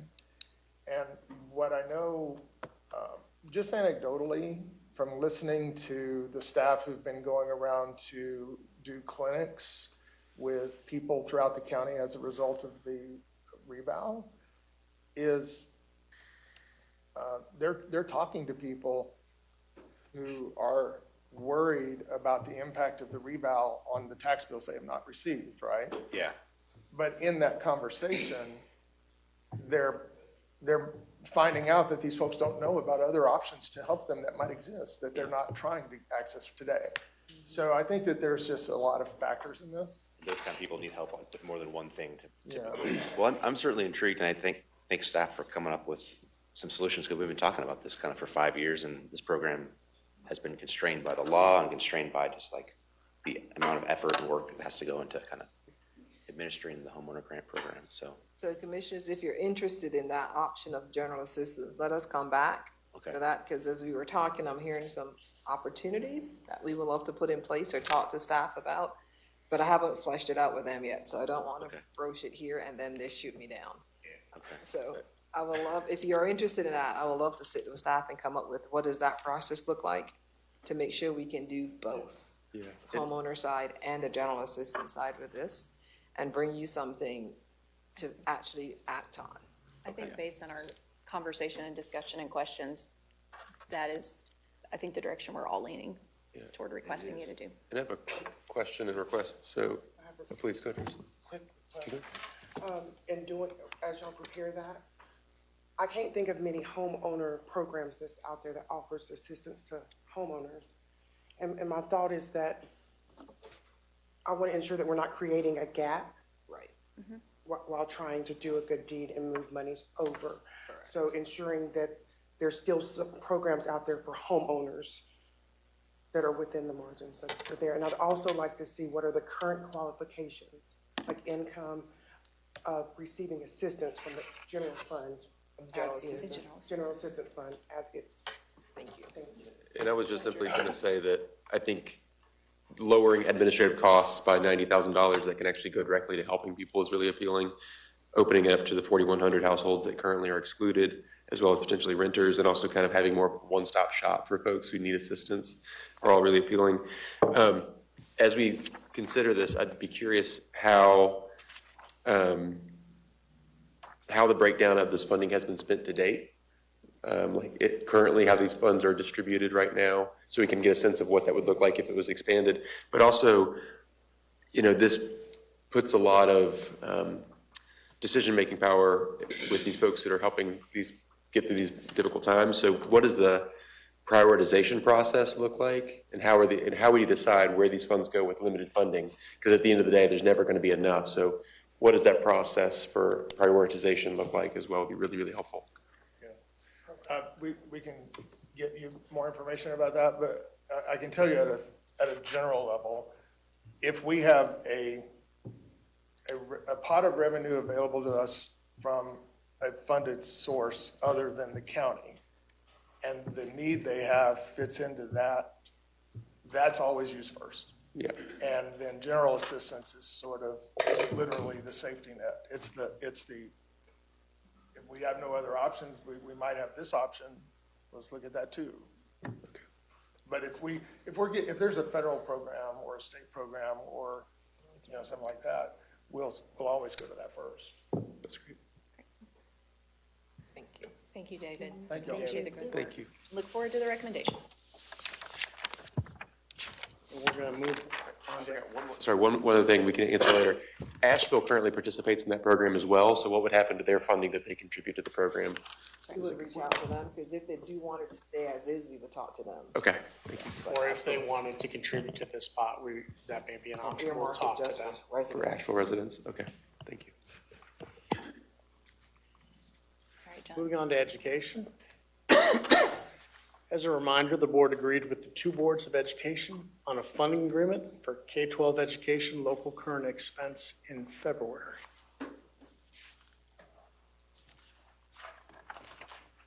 To recap expenditures for education that are currently in the second pass budget, we're looking at $137.3 million, an increase of $11.4 million over prior year. This includes $11.1 million of additional funding for the two K-12 school systems, split along the ADM distribution per statute with the application of the new funding agreement. This includes the increase for AB Tech, which they will discuss in their request today. Education support includes contracts managed by our Strategic Partnerships Department and includes the Irwin Academy, CALA program, as well as special projects for the school systems, funding established by the board several years ago. There was a request to fund the Asheville Museum of Science at $25,000, which represents the increase here. As a reminder, we discussed other funding contributing to education and Health and Human Services contracts for school nursing for both systems and provides funding for school social workers at BCS. The Sheriff's Office provides school resource officers to BCS. Roughly $5.7 million of net expenditures from these departments support these activities. This is a look at funding of K-12 education since fiscal year 2022 to also include the Article 39 sales tax collected by the School Capital Fund. If you recall, for the current year, we used a one-time $4.1 million transfer from the capital funding portion to increase the operating, which is why you see the slight decline, followed by an increase in the orange section. The green portion of the final column shows the new allocation above the prior year. The total proposed allocation to K-12 education from local current expense and sales tax to the School Capital Fund Commission for fiscal year 2027 is $159.5 million. A reminder that Buncombe County is the only county that must provide half of Article 39 sales tax to school capital by statute, and that other counties are able to use this revenue without restrictions. The graph on the right shows the Asheville City Schools supplemental revenue generated from fiscal year 21 through fiscal year 25, with estimated totals for fiscal year 26 and 27. In the last reappraisal, the tax rate went from 12 cents to 10.62 cents, but notice the large, roughly $1.25 million increase from fiscal year 21 to 22. Please note that 10.62 cents was the revenue neutral rate. For the current year, that rate increased to 11 cents, but notice each year still grew in total revenue. For fiscal year 2027, the revenue neutral rate is 8.14 cents, with the value of a penny at $1.56 million. Revenue neutral with the average growth rate adds $535,000 to the total revenue generated by the taxing district, now estimated at $17 million.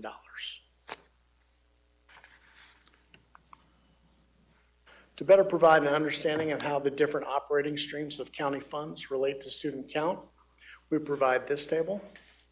Remember that local current expense appropriations must be split between districts at the same per pupil allocation. On top of those dollars, Buncombe County provides school resource officers and social workers for Buncombe County schools, contracts for school nursing for both school systems, and Asheville City Schools receives the additional revenue of the supplemental taxing district and associated sales tax. With the current school funding agreement and the revenue neutral rate on the ACS supplemental district, you can see that Buncombe County Schools receives roughly $4,606 per student of local funding, and Asheville City Schools receives roughly $8,548 per student based on the current year average daily membership or student count. Yes. So that's the bold line at the bottom of the slide. With the current school funding agreement and the revenue neutral rate on the ACS supplemental district, you see that Buncombe County Schools receives about $4,606 per student, and Asheville City Schools receives roughly $8,548 per student. That's based on their current year average daily membership, the student count this year. John, I want to clarify on 2 slides back. I'm sorry. I let you get ahead of my question and bring one more back. So I just want to make sure that on FY26 estimated at 11 cents, it's about $16.5 million. At the revenue neutral projected at 8.14, there would still be an increase of about $500,000. $585,000. Okay, thank you. And John, on the next slide, the SRO, why is there not an SRO line item for ACS? ACS contracts for SROs with the city of Asheville, so direct and pays them directly. We do not. Of course, okay.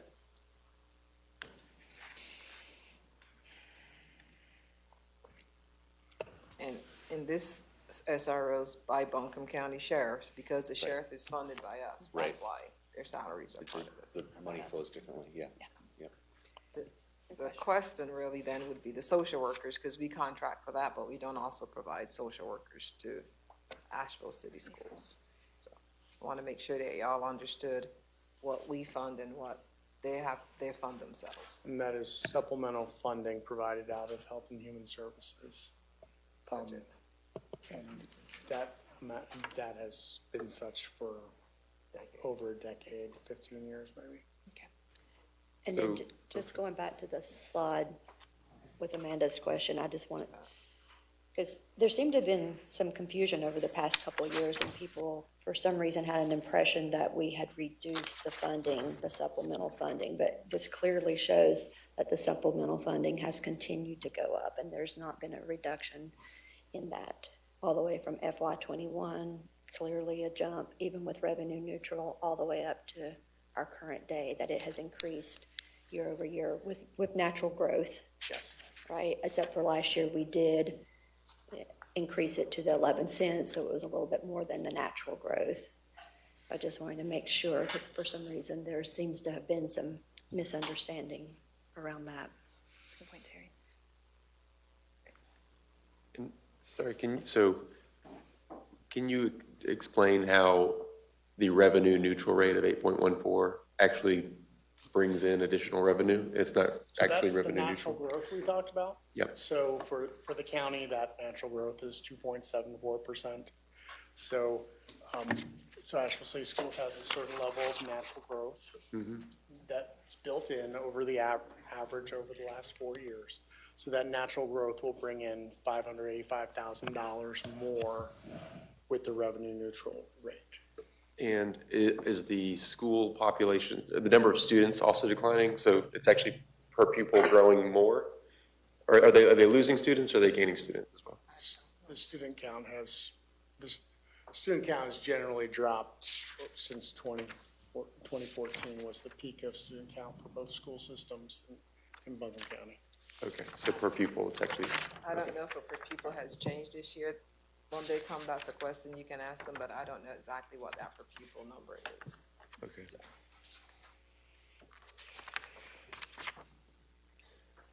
And then, sorry, one more question on this. So I just want to understand the cost that ACS pays that BCS does not, and vice versa. So ACS pays for school resource officers and social workers. And anything else that ACS has to pay for that BCS does not? Correct. Those two, okay. Is there anything that BCS has to pay for that ACS does not?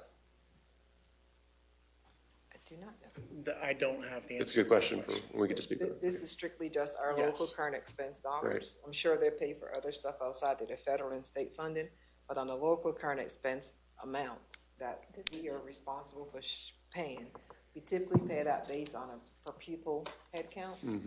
What we're showing to you, there's 2 contracts that we have that we do not do that per pupil head count on, Got it. and that is SROs and social workers. Okay. Thank you. I have a question on the sales tax, the proposal that we got from the school system.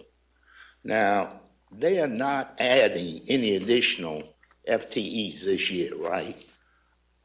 Dr. Furman will be up here to answer questions shortly. Okay, because I'd like to, okay.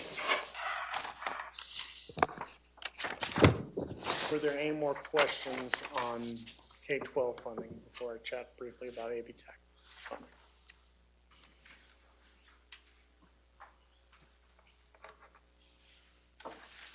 AB Tech currently receives general fund dollars for operating and Article 46 sales tax proceeds for capital needs.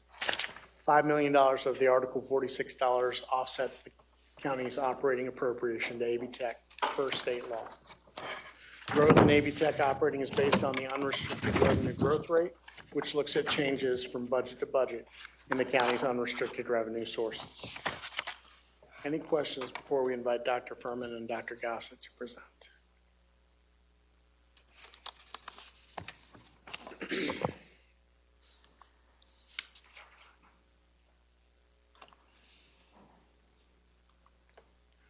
Okay, I think, yes, Nick is doing a quick change here for Dr. Furman's slides.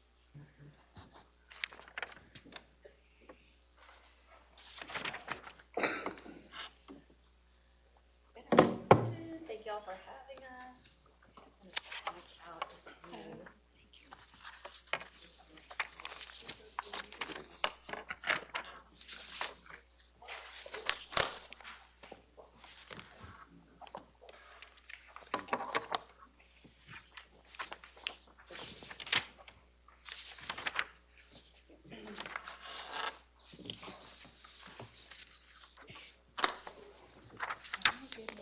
Good morning, Dr. Furman and commissioners. Thank you for inviting us here to share some more information about our request for supplemental tax funding for the upcoming year.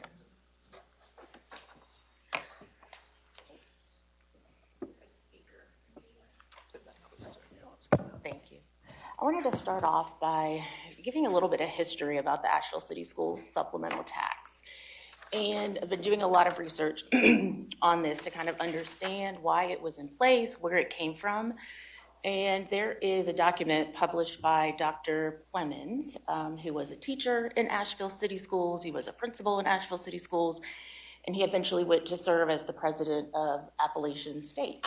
But he wrote a long history about the origins of Asheville City Schools, starting in 1887, all the way up through the 80s, where he, that's when he kind of retired and left the industry. When Asheville City Schools was opened and created as an initial school system, they had a supplemental tax. And what I didn't realize is that that was put into the initial charter for the school system. We've always heard about it was established in 1935, but it actually was established when the system opened as a purpose to help support the students in the Asheville City School system.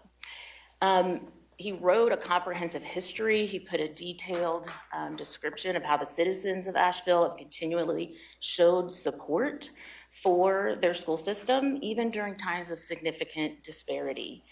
In the years preceding 1935, that was the Great Depression. And the state went through and made some really significant changes to how they were funding schools. And one of those big changes actually was they were going to consolidate all city school systems with the county. And at that point, in the 1934-ish, the citizens of Asheville City Schools had a huge movement to go to the legislature to oppose the consolidation. And the legislature said, okay, we won't consolidate you, but we're striking any opportunity for a supplemental tax for your school system. And that's where the origins of the vote that came in 1935, where the voters of Asheville City Schools and Asheville City at that time put it on the ballot. And the voters voted for a supplemental tax. And the rationale actually in the law, I'm going to read the quote for what was published, is that, and at this time, the city was bankrupt. Asheville City was the government was bankrupt at this time because of the Depression and increased cost. So what they said is they wanted this tax in place for a higher standard of education that was provided by state and county allotments. And they included those things to be a salary supplement for high-quality staff to be to stay in Asheville City Schools, locally funded positions that the state was no longer funding, enhancement programs such as art, music, and technology, educational materials, and also a reduction in class size. So as we also did some additional research, the rate has been as high as 20 cents per $100. The laws, from what I've seen, is it can go up to 25 cents, but it has been, 20 has been the max that has been assessed. Just to give you some context about why that tax is there and the support that it's had through history, as I said, even through troubling times. And I think we saw that last year with our community coming out to support the increase from this 10.62 to the 11 cents. So I wanted to highlight several things because as a school system, we are still committed to funding the initiatives and the programs that were initially asked for by the voters of those that live within our school system. Some of those are enhancement teachers. The state formula allots us 9 enhancement teachers, which is, and you've got the numbers there, but we're committed to having those programs at every single one of our elementary schools. So that increases our cost of locally paid positions almost to $1 million. Also, 0 elective positions are funded by the state at the middle school and high school. And we have there 27 positions so that our students can have the full round experience that our voters said that they wanted for students in Asheville City Schools. That cost the district about $2.2 million above what the state is allotting. Also, our local supplement is the highest in the state, but that's what the voters of Asheville City wanted. They wanted us to have a very competitive pay so that we would attract and retain the best teachers. Our staffing formula that we have in place for class sizes kindergarten through 3rd grade are state mandated. We can't change those. We could make them lower, but we keep it at the state minimum. But for 4th through 12th grade, we have a lower staffing, a lower student to teacher staff ratio than the state, so that we can keep our class sizes smaller. Again, these are additional costs that we take on as a school system because they are proximate to the origin of why this tax was voted on and continued and supported since the initial opening day of our school system. We know over time the cost of these things increases. So we can look at how, yes, we get some natural tax growth through the rate staying the same. And while that dollar amount has increased, we also know that sometimes we have to make an adjustment to that so that we can continue to adjust for higher costs that we get over time. There's some immediate needs that we have as a school system that are kind of, I would say, germane to this purpose, but our exceptional children funding, as many of you know, the state caps that at 13% of your enrollment. We have over 640 EC students, which is 140 students above the 13%. Our initial cost estimate is that we are spending just about over $750,000 to cover EC students in our school system. We've also started a rigorous summer school, after school, and Saturday school program. We got grant funds through Project Serve. Those expire in July, so we'll finish our current summer school program and do not have funding next year. We did contribute significant amount of funds to make sure that we could offer a robust program, provide transportation for every student that needs it. So we incurred some additional funds, but we anticipate to keep those programs going that provide really essential support so that our students can grow and thrive, particularly our students that need that support the most, about $1.4 million for next year. We touched on school resource officers. Our contract with back in my hometown, with Asheville Police Department is going up from $457,000 to $660,000. So these are some immediate needs in addition to those proximate needs to why we have that supplemental tax that was voted on by our voters back from the beginning. Yes. Dr. Furman, just a quick question on that last slide, the 783K. That's a minimum. Is that year over year? It increases, it increases every year, the services of the students, the number of students qualifying and the services that they have. It's not increasing by that amount this year. No, that's what we estimated for this current year. We know it will be higher next year. Okay. Yep. So our board had a really in-depth discussion and looked at what we have for these proximate needs to the purpose of our supplemental tax, increasing costs for those, as well as some of these immediate needs that we have as a school system that we know we need to provide the supports to the most needy students in our school system. And we also know that there has to be a balance between increasing taxes on our families.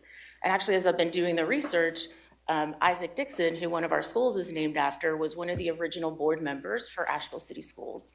And his promise to the Black community was that, yes, I will make sure that we use this supplemental tax to help the students, particularly our Black students, get what they need, and to make sure that it is not an overburden on you. So we took that sentiment as we looked at what do we need to support our students, because we're seeing the results, we're seeing our achievement gap decrease. We are seeing positive improvement in the number of Black students being suspended from school. Those growth issues, particularly when we look at our third grade reading, our achievement gap in third grade reading closed by almost 6% last year. So we see improvement, we see the growth, we know it's happening, and we need these things in order to continue for that growth to happen. One of the things that I passed out to you is the handout for our strategic plan. We launched our strategic plan on this past Monday, and we're in the process of getting feedback on that plan. If you look at the backside, it's our strategy map. Asheville City Schools has not had a strategic plan since 2012. It has been a significant amount of time that the district has floundered. Whatever happened in the past, I'm not sure, but I'm here today saying that we need a supplemental tax of 10% of 10 cents so that we can continue this work and make sure that we've created positive change for each and every student. The dollars that we invest in our students are dollars that are paid back to us in spades. We know that when we invest in public education, we decrease students going into poverty. We know we decrease students who go to prison. So it is critical that we keep the voters' support and that we show that we do support our public schools.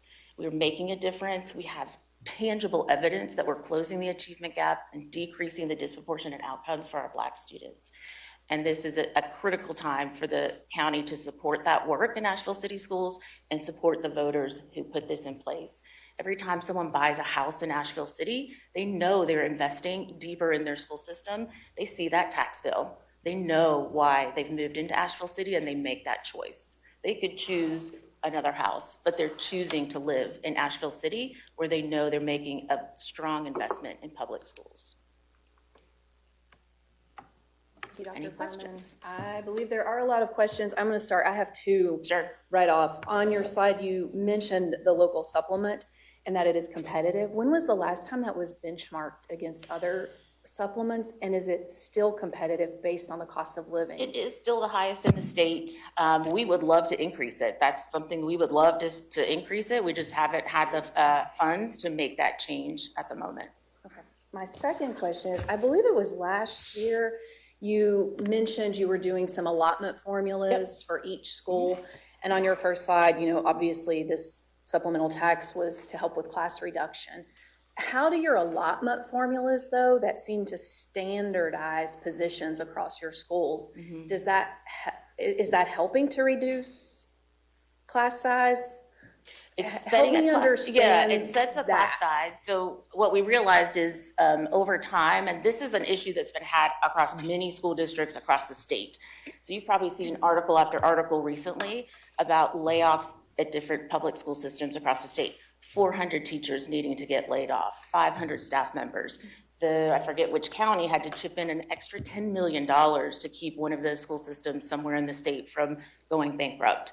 We put that in place to make sure that we were matching our school enrollment to our staff positions. Also knowing that we wanted to set a reasonable class size. So what we realized is some schools had X number of teachers in kindergarten, but they had a different amount of students. We were able to standardize that across the district to make sure that we do have the class sizes that our staff feel are appropriate, our families feel are appropriate, but that is embedded in this. One follow-up, and then I'll let my colleagues ask some questions. Are you anticipating some retirements, some positions leaving that won't be refilled? And can you speak to that? Yeah, so we spent, like I said, very strategically over the last 2.5 years implementing a staffing allotment formula. So I would say now we are at the baseline. So what we can anticipate going forward is as revenue would potentially increase, we can strategically increase positions or increase pay rates for staff. Because now we are at, last year, we only increased our fund balance by $200,000. So that's exactly where you want to be. Like, hey, it's us almost nothing of an increase. So now we know we've matched our revenue with our expenditures, and we know we need increased funding to provide additional supports, as I mentioned, for our EC students, our after school and summer school programming. So those are funds that are really immediate, in addition to those ongoing funds that we've already assumed based on our supplemental tax. But you can't answer whether or not you have positions We do that not are anticipate- retiring that are not going to be refilled. At this time, we do not anticipate any further position reductions. Okay. Other commissioners with other questions? Go ahead, Commissioner Whiteside. And then I'll come back to you. You know, when I look at the enhancement teachers and arts program, these are not new teachers, right? No. You paid for them last year, right?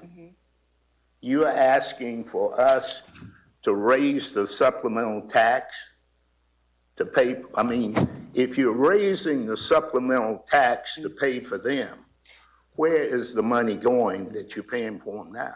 No, we're just saying those are ongoing expenditures that we've already built into our budget, which is why we need to keep it at least where it is. Yeah. And then sharing these immediate needs for new costs that we need to cover. Well, when, I look at this, the supplemental tax, it was put in place in 1935. It was actually put in place when the school system opened. Yeah. But we're treating our African-American students like we were in 1935. And by that, I mean, when I look at the achievement gap, we're spending $8,000 or more than that per student, but we still have the highest achievement gap in North Carolina and one of the highest in the country. I've been back in this community since 1973. I've been paying the supplemental tax since then. I'm ready to go to court and ask for my money back because what I see, our kids are not getting anything from it. I did see us change a little. We began to shrink it when I was on the school board. But the reason that happened, 4 of the 5 members were African Americans, and we were pushing for it. But it's hard for me to continue to support a system that is not treating all its students the same. Let's be honest about it. We probably have the best system in the country for white kids, but we are not serving the kids who look like me. And I can't sit here being a black man and condone what I see happening. And I will not be supporting a raise in this supplemental tax. I think it should stay where it is until you show me something, the reason I should approve. And you keep blowing smoke up my rear end. I keep hearing what's coming, what's coming. I've been hearing that since I was a student at A school, 15 years old. And now I'm 81 years old and I'm still hearing the same thing. But nothing is being done. I disagree with you respectfully, Commissioner Whitesides. We are doing something. We've closed the achievement gap significantly in several areas, and I've shared that with the commissioners back in January. But overall, it's still the same. It's reducing, So and we're making you a haven't, difference. you know, it's hard for me to support something. I can't, in good conscience, support the school system and what I see happening to the kids like me. Look, I was arrested 14 times during the Civil Rights Act, fighting crap that I see going on today. But it's just, we've just changed the way we're doing it. But it's still business as usual. And, you know, I've watched over the past how we've used the African American vote, the community to vote for things to get through at Asheville. But we have never reaped the benefits from any of it. And the schools are right before it. So I'd like for you to prove that I'm wrong, but you can't. You know it and I don't. I have data to show you Well, that we have significantly I've reduced seen the your achievement data, gap. and I know how it is, but I don't agree with what I see. Well, And I don't agree with where my tax money is going. And like I said, it's no way you'll get me to vote to raise the supplemental tax.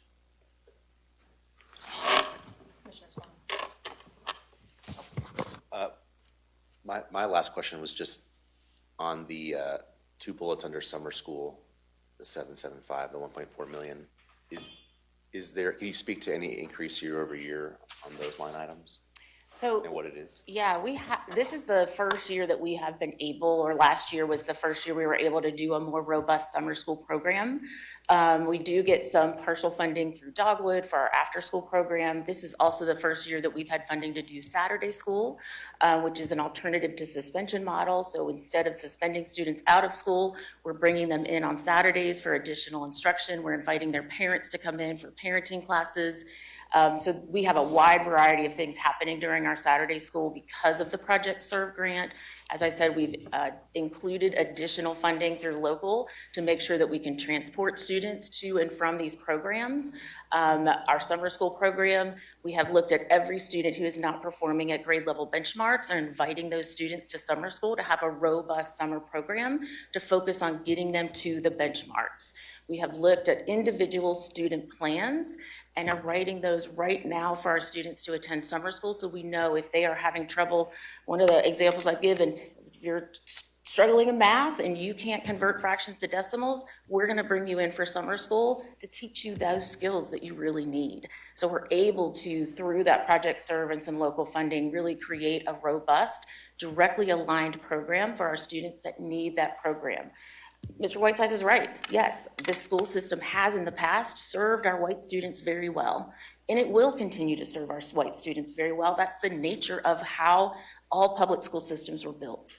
We are doing things in Asheville City Schools now that is making a significant difference, and increasing the supplemental tax to 10 cents is going to help us do that, even in a larger and more robust degree. Thank you. Do you have any more, Commissioner Sloan? I see that the school system went to free lunch for all students. I'm curious if there's additional costs that have been associated with that. That's my first question. Yes, about $500,000 is what we anticipate. Okay. Well, thank you for doing that. It's great to see more children get fed. And then during the consolidation report, it did not recommend consolidation, but it did point out potential efficiencies by working with BCS on things like school lunch, the bus program, maintenance services. I'm curious if any of those have been followed or any other cost efficiencies or saving measures that have been put into place over the past couple Yeah, of we years. do partner with maintenance for transportation. Any other major cost saving initiatives that you want to highlight? Nothing yet. We're still, as we're finishing our strategic plan, and also our both feasibility studies at both school districts, we're also then going to use those to look at potential partnerships. Okay, thank you. I know other commissioners have questions, but along that same line, Avril, would you be able to work with the superintendents? I know when we submitted the school consolidation study, we recommended some partnerships between the two districts on some cost-saving mechanisms. That's exactly what Can I we have a follow-up update on where they are on those pieces, please? We'll talk to the superintendents. We haven't tracked that, so I'll own that, but yes, we'll follow up. Thank you, Avril. That's exactly the lane I was gonna go down. But first, I want to say thank you. As a parent myself, with 5 children under the age of 13, I know the work that you put in. So thank you to your staff and to yourself. But my first question was about the study, to see, because they were talking about some collaboration. And so in my job as a commissioner, I want to assess fiscal responsibility. So are we moving forward with combining that cafeteria, moving forward with the one garage, I think it had said, for Buncombe County Schools and Asheville Schools in order to save some monies there? It was that. I just wanted to say thank you. I'll meet with you at some other time because I want to hear more about these parenting classes because I think that is essential for helping with all children within Buncombe County. But thank you so much. You're welcome. And we're also beginning a partnership with Housing Authority to help support their programs during summer school and after school to eliminate any other barriers that students may have. So we are thinking very innovatively and very strategically about how to make the most out of what we have. And as I said, partnerships such as the Housing Authority and looking at how we can send our teachers to support. Our teachers are teaching the best reading instruction that I have ever seen in my life. And that's why we saw our reading achievement go up across our school system to over 60%, and our achievement got close in reading by almost 10%. Last question. If Asheville City Schools did not receive this supplemental tax, what would it affect? It would definitely impact our after-school and summer school programming. I don't know that we would be able to offer any after-school or summer school going forward. Because what we've asked for would be an increase of about $2 million instead of the $500, and that closely aligns to what we need for resource officers as well as our summer school programming. And from the previous slide, I know that Buncombe County pays for Buncombe County Schools resource officers. That's $2.8 million. Okay, gotcha. Thank you. Just assessing the information. Commissioner Wells. Yes, Dr. Furman, first of all, thank you and Buncombe County Schools for working with us on the funding formula. So we appreciate that collaboration. And as we were looking at the slides earlier that John showed us, we see that already it's close to, because of the funding formula, it's close to a 10% increase that both school districts will be getting, which will be about 1.5 cent tax increase just based on what the school's needs are for this year. And so then, and I just want to make sure, so you're asking, so on top of that, which is already like 1.5 cents increase, you're looking at asking for 2 cents basically on top of that specifically for Asheville City Schools for the supplement. Correct. And so I just really wanted to make sure that that is clear, that that is what you're asking for, is that an additional tax increase specifically for the supplement, because as we know, like we've got Asheville City's having to look at their budget, the county's looking at our budgets. And so I just did rough math, I have no idea what the average home is valued at now in the city, but I just used 500,000 because easier math there. So 1 cent's basically $50, right? So we know already for what the schools, that's gonna be, what, 150 increase for that average home value. And then if we do 2 cents on top of that, that's an additional 100. Yep. And so, I mean, and you spoke earlier to trying to balance that all out. And so just wanted to be really clear, that is what you and your board are asking us to do, is to increase it that significantly on top of everything else. I don't know that I would say it's that significant. I think it's for an investment that the parents and the families and the property owners in Asheville City Schools have made in our public school system and want to continue to make. So this is specifically for the families and property owners that live in the Asheville City Schools. They're not Black Mountain, they're not Swannanoa, they're not Weaverville. This is a people that live and their students attend our schools. And we see our numbers, we decreased very few students last year. We only lost 22 students from the previous year. We are keeping our enrollment pretty stable, which is a really good thing when you see decreasing in birth rates across the nation and people having to close, districts having to close 3 to 5 schools. What we're seeing in our feasibility study is we are right-sized. We have to make some work on our central office facilities, but our schools are full. Our schools are full of kids. Our classrooms are full. And so even if we left it at revenue neutral, there would be an increase. So that's over, as John said, over 500,000 increase. And it has been increasing each year. So we've never in the entire time that I've been on the commission ever reduced it. You've had an increase every time, so I just wanted to make sure that we're clear of what you all are asking. That's what our board asked for, yes. With all due respect, Dr. Furman, I appreciate your statement that you don't feel that increase is that significant. However, you haven't been privy to the emails that we've received from homeowners across Buncombe County and within the city of Asheville with concerns about the reval and what that is going to do to their tax rate. Some of those are gut-wrenching and heartbreaking. And it is a significant increase to many people. We have right now over 9,000 appeals, expecting to see that rise to 13,000 appeals for reval. That is significant. I am curious, along kind of tagging into that just a little bit, what % of homeowners within the city of Asheville actually do have children that attend Asheville City Schools? That's a great question. I don't have that number, but our support is not just by families that live in our district. It's also by other homeowners. Yeah, you specifically mentioned, though, the number of homeowners that children attended. So I am curious what that percentage looks like. That I don't know.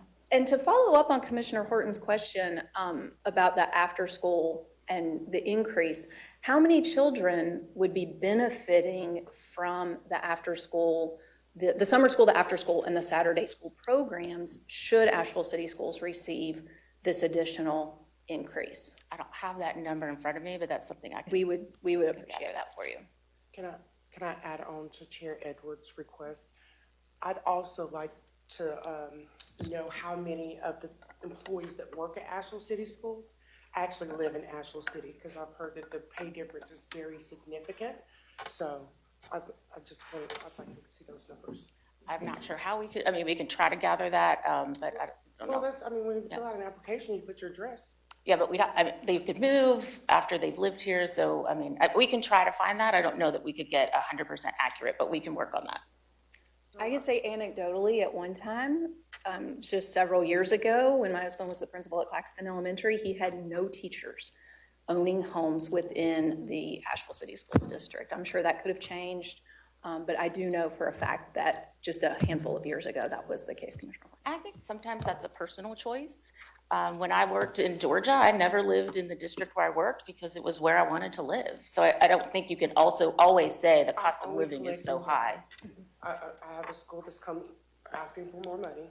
Sure. So I want to know what the numbers look like, or what is truly the effect on the Asheville community with some of the things that Asheville City Schools does. Great question, Commissioner Horton.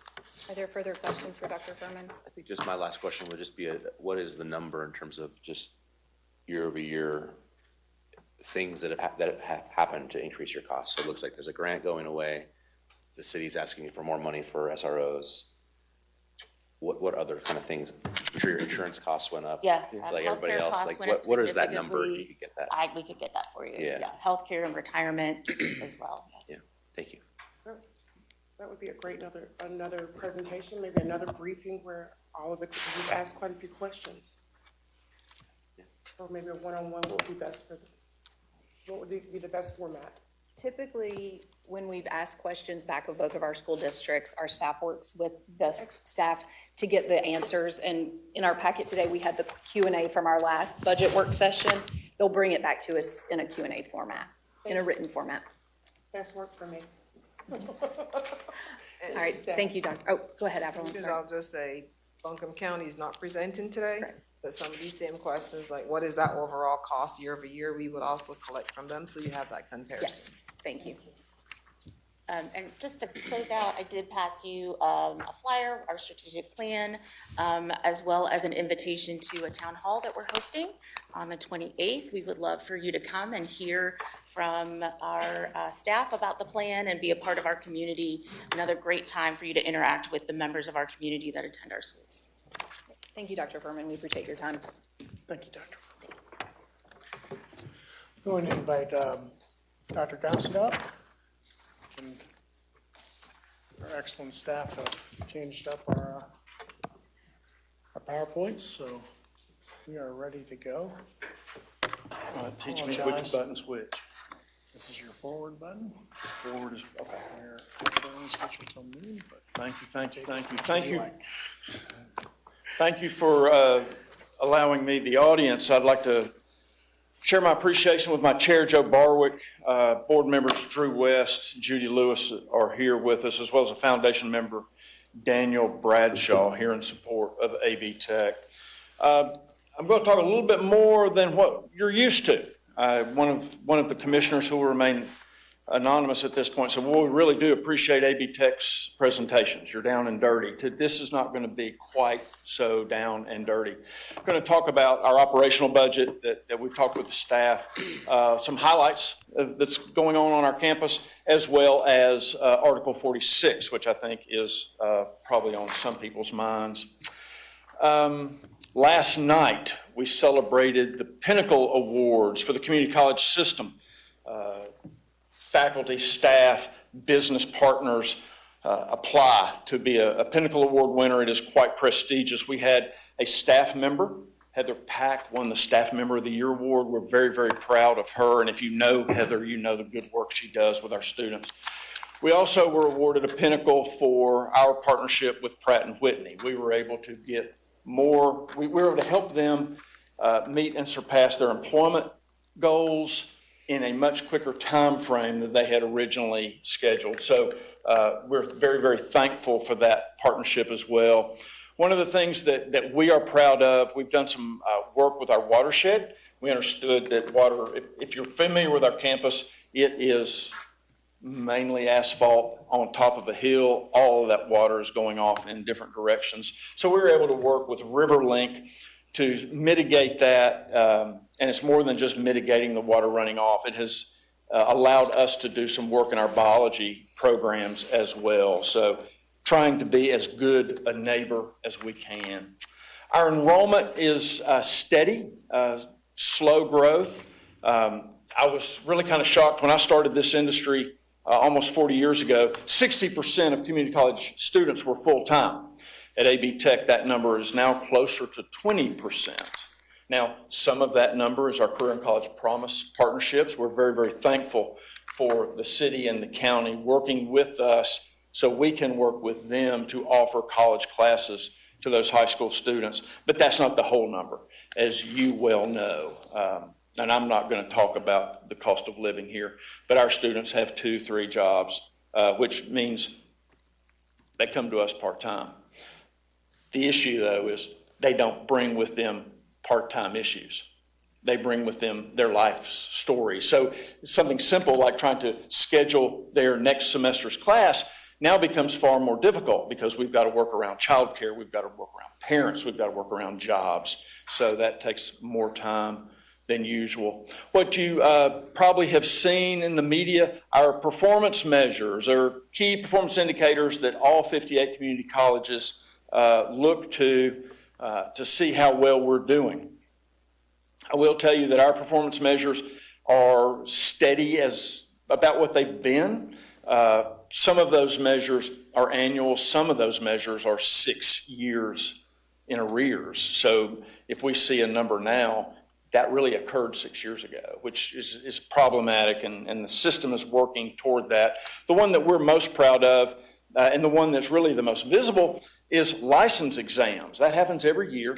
So people who come to us and then take a state or national license exam in order to go to work, we are third in the state with our license exams. So I'm very, very proud of the work that our faculty and staff do toward preparing those students for the world of work. The county budget, your staff has talked with us about a 3.14% increase. You can see that number. We're very, very thankful for that. Obviously, last year was hard on everybody. We made personnel cuts. We made operational cuts to meet the goals last year. We're not quite back to pre-Helene numbers, so we're still not able to get all of the services that we once enjoyed, for instance, full-time police presence at Inca. We've frozen positions, we've canceled positions. Now the good thing is, and I think John will appreciate hearing this, as a result of the hard times, we have really started looking at our vendors and our partners to renegotiate some of those contracts and become more efficient and more effective. So there is a silver lining to the storm. We still have not heard from our utilities. They have told us 7 to 9% increase. They have not given us a definite number, and I'm sure they haven't given you one either. And you can see the percentages of how we spend those county dollars. I will tell you, as it comes to the county allotment, one of our goals is, where applicable, if there's a kind of a county job and a job at AB Tech, can we equate those salaries? Now, we have not talked with your staff about specifics. We're trying to gather data that we find on the internet. We're not depending on what our people tell us. But we're trying to get as good a numbers as we can. Let's equate those dollars and make those as equal as possible, because our county employees understand that they are paid with county funds. So when they see in the news that there's a cost of living raise that we did not give them because they're AB Tech employees and we give them the raises that AB Tech employees get through the state, it's difficult for them to understand that. So if we can equate that as best we can, that's what we want to do. Excuse me. A little bit closer breakdown of the county appropriation and where it comes from. I've got some staff members, if you've got specific questions about these numbers, some of my staff are here that would probably be better able to answer that. I do know that your staff asked in our pre-meeting about the contingency funds. That number's getting smaller because our budgets are getting tighter. You've heard it before. You heard it from everybody who comes before you. Prices are going up everywhere. So we are not immune to that.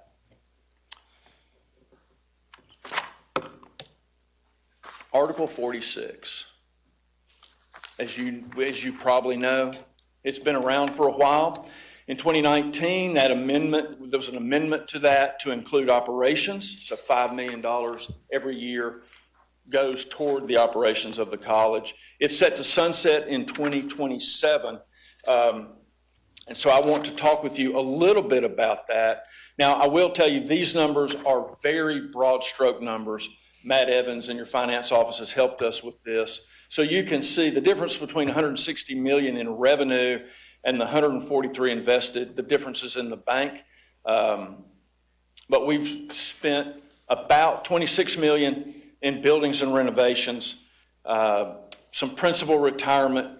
We did ask Matt about this, and he said that he was able to, not the same, but in essence, refinance some of this debt that helped us save some money. We're very, very appreciative of that as well. But we believe we've been good stewards and good partners with the county in investing in AB Tech. What have we done? Prior to my arrival, the rhododendron building was demolished. The conference center and the parking garage were built. During my tenure here over the last 6 years, we took down the Haynes Tower, and if you'll remember, that had been vacant for quite some time. It was dangerous. It had asbestos and other things wrong with the air. As a matter of fact, I said, I need to take a tour of that. And our buildings and grounds people said, we don't have hazmat uniforms. We don't have the hazmat things. We're not going in there. So we're happy to take that down. We think that that's going to give us a lot of opportunity in the future. We did purchase property on Victoria Road to give us quite literally the last building space on campus. It's now used as a parking lot. We're partnering with Asheville City Schools so their students can park there. And that's been a good partnership. And we're happy to have that. It also makes our campus contiguous from the top to the bottom of Victoria. Much of the money that was spent with Article 46 is roofs, air conditioning units. We converted all of our light systems to LED lights. It's kind of like buying tires for the car. You have to have it, but it's not a lot of fun. There's nothing to play with. So that's really where most of our expenses have been with Article 46. A couple of years ago, you allowed us to do a master plan for our facilities. McMillan Pasden Smith was a great partner in that effort. Looking at our existing campus, conditions throughout our existing campus, and then where can we make connections a little bit better. I will tell you what I was impressed with. They didn't not only talk to me and my staff, they talked to our employees, they talked to our students, they talked to our partners and friends about what they see is important for AV Tech. An awful lot of it, 98% of it was data-driven, which was important because they looked at something like room utilization. We thought we had a pretty good handle on room utilization. They gave us some data, and they gave us the software as a part of the partnership that now we can look at how many students are in what classes, and we can become far more efficient in operating our buildings based on where our students are and where our students are not. In the middle of the process, Helene hit. That gave them an opportunity to step back, take a look then at what the college not only means to our students, but really what it means to the community. And if you remember, from my point of view, Avril may have a different story. Avril called, the answer was yes, and we were happy to be a partner in that, not only for our Allied Health building, our event center, our Coleman Gym. We are proud of that and proud to be partners with you. But as a result of that partnership, McMillan Pasden Smith gave us some other impact or other advice on what we can do with our buildings. So it's a 10-year plan, trying to think about the safety and security of our students. As you know, Victoria Road splits our campus in half. And that we have a footbridge that's been there for a while. However, not everybody uses that footbridge, even against our best advice. So what can we do to make things safer for our students? I will tell you one thing that they identified, and it's when you're in a place so often you don't recognize it, all of the signs on our campus. One way, don't enter, when they brought it to our attention, we realized, yes, we have an awful lot of signs. We have an awful lot of curb cuts off of Victoria as well. So one of the, and I'm going to get to that in a second, of what they suggest of helping our students move into and then around our campus. They suggest almost $300 million of total projects. Most of that is in repair and renovation. I will tell you that in those numbers, they didn't really look at INCA because with your help and with your staff's help, we've already kind of identified some money out of Article 46 to address those issues as well. But an awful lot of the new construction, and from a president's point of view, I'll just have to be honest, We love to see new buildings on our campus because then we can brag on that. There's a few new buildings, not a lot of new buildings because of the efficiencies that we learned in the earlier process. We did see, my leadership team saw an article yesterday about repair and renovation on college campuses nationwide. It's not only a problem at AB Tech, but all colleges, and specifically community colleges, are dealing with this issue. We were born in the 60s and 70s. The buildings were built then in the 60s, 70s, and 80s. So you go to your alma mater, and you probably don't recognize the campus because universities tear down buildings and rebuild another one.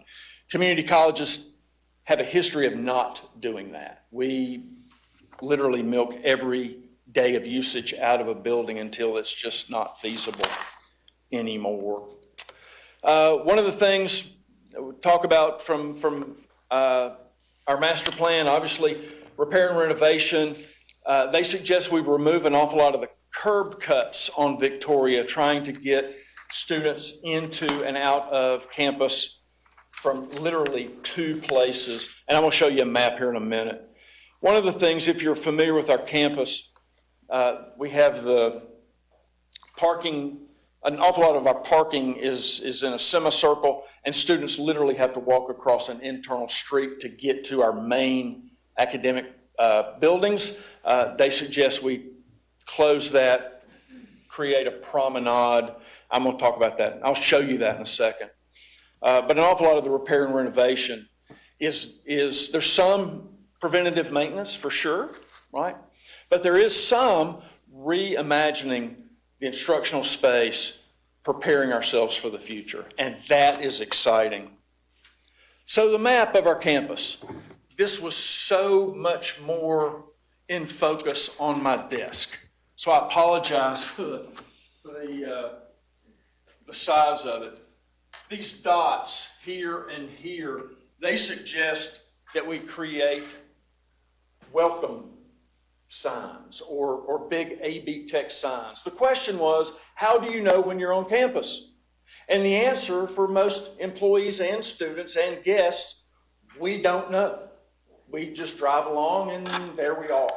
So those big, and you see them, they're not unusual, the big signs for AB Tech to make it available, make folks aware that they are where they are.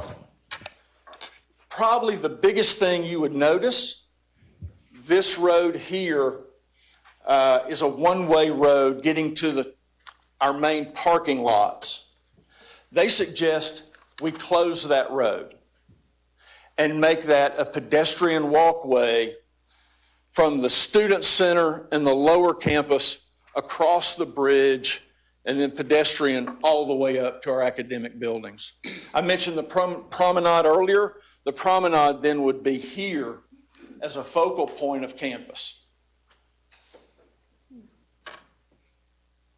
Those are, as I look through the list, that's not all, obviously, but that's the main part and probably the most visible part of what the architects suggest.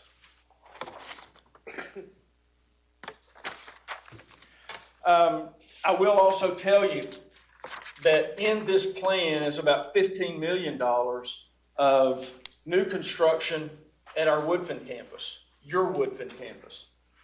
Of all of our programming over all of our buildings, Woodfin is by far the most utilized instructional space. Second place isn't close. We need classroom space up there. We need cover. It doesn't have to be a fancy garage, but just cover for all of our vehicles that we use in fire, law enforcement, and EMT. They also suggest, which I think will be fun, create a village, not unlike what you see, kind of a Hollywood set. So our students then can simulate what they would see in the real world. I am remarkably proud of AB Tech. All of our programs wherever we can simulate the real world of work, we're able to do that. So our students aren't in our labs and then get a job and try to imagine what that job is going to be. They have seen it in our labs. So to conclude, at the direction of the Board of Trustees and on behalf of our faculty, staff, and students, I respectfully ask that you don't let the sun set on AB Tech. We have needs for Article 46. We've been good stewards of those monies, and we'd like to prove that we can continue to partner with you and be good stewards moving forward. Questions? Thank you, Dr. Gossett. Are there questions? That was very thorough. Does that mean too long? Avril, Longer based than on, usual. based on Dr. Gotzett's request from the Board of Trustees, could the staff research and do some work into that request and bring back a staff recommendation for us? Yes, ma'am. Thank you. No questions? Do we need anything from the legislature with this? Yes, sir. Yeah, it's in state law. We would have to have legislative support. But, and I've already promised your county manager, I'm not going to the legislature around your back. If you're not going to be supportive, I'm not going to push it, because I know the first call they're going to make is back to you. And I'm not putting anybody in that position. Thank you. Okay? Thank you very much. Yeah, Thank you. to his point, if we do nothing, it would, if he does nothing, it would sunset. Good sunset. Yeah, and what does that mean for the campus without that funding? It's a significant portion of the budget. If Article 46 then sunsets, then our request for repair, renovation, new construction has a completely different process with your county staff. Correct. It would be like all the other counties that I'm aware of that doesn't have a set aside money. It would come to you guys to approve the project. It would go into our CIP. Correct. Why did Article 46 come about? What was the purpose? Was it the commissioners wasn't funding the community college? I mean, that's what I would assume. Right, not being here at the time, I think those of us who were would probably have a better idea. My guess is the president at that moment saw the growth potential and saw a way for the voters of the county to support AB Tech in a little bit more specific way. Okay. That's my guess. Just like, well, You're talking about the 2012 ballot referendum? Correct. Yeah, Right. yeah. And we can bring that back because we do have the stat of what happened back then, but Article 46 really is a sales tax. Just the Article 40, 42, that was sales tax. That's what that is. This one was earmarked for AB Tech, and we have legislation that expires in 2027 for AB Tech, but does any other county out of the other 99 counties in North Carolina have an Article 46? absolutely, Okay. yes. And just for process, so the legislature would approve it, it would go back on the ballot again next year? Would there need to be No, another no, ballot the initiative? Article 46 is a sales tax, so it stays. What would go away was the restriction of using that money for AB Tech. But the Article 46 will stay as a revenue source to the county. How we spend it then will be on the Board of Commissioners. But originally, it was on the ballot, right? Yes, yes, it has to be levied by a referendum. Right. But then we further restricted that money. Not all counties use it for community college. There are different uses of, some have voted it for different types of uses across the state. It is voted as a sales tax. Yes. There's no typical restriction. Back then when it was, or maybe there's new restrictions now, but back in 2012 and in 2008 or whatever, however did it, there was no restriction on it. So all other 99 counties have Article, No, ma'am. Not every. Not everyone has put it on the ballot to use that It's a resource. voter approved Gotcha. sales tax. okay. But I think, Commissioner Horton, to your question, so, right, not everyone has Article 46, but of those who do have it, I think what they're saying It is not is that theirs are not restricted. Ours is restricted, has been restricted specifically to AB Tech Correct. since that time. Correct. So if the if it sunsets as it does, then that sales tax would become unrestricted revenue for the county commissioners to budget as they saw fit. And so specifically, what would the request of the legislature be then? To extend that Okay. deadline. So instead of 2027, we could say 2037 or in perpetuity or whatever that is. We heard that. Are there further questions? They love that word in Raleigh. They do that all the time. They- The bane of my existence, right? yeah. Are there further questions for Dr. Gossett? Thank you so much. Again, thank you. Thank you, we appreciate your time. All right, John, what are our next steps? Where we go? I'm going to plow through these last two slides. We'll return on April 28th, year-end projections for fiscal year 2026. We'll look at any more changes made to expenses or revenues and discuss strategies to balance the budget. We'll discuss fire district budgeting. HR will present on the classification of compensation plan, and we will hear on prospective grant awards. Additionally, we will, further on, we will bring a recommended budget with recommended tax rates at a regularly scheduled meeting on May 5th. We will conduct a public hearing on the budget on May 19th with adoption of the budget proposed for our first meeting in June on the 2nd. Are there any follow-ups or questions you have? We just, This is probably a question for our chair. Do we need to have a discussion at some point about what we're seeing out of the legislature with changes that could affect our ability to raise revenue and maybe potential responses, or is that a conversation for future? I mean, we're out of time now, but just thinking about what we need to discuss next time in reaction. And we can get with our lobbyist, because she's been tracking that for us. It did, of course, you heard the vote yesterday, is gonna move it now into the start session. But we can bring an update on that legislation for next time as well. Thank you.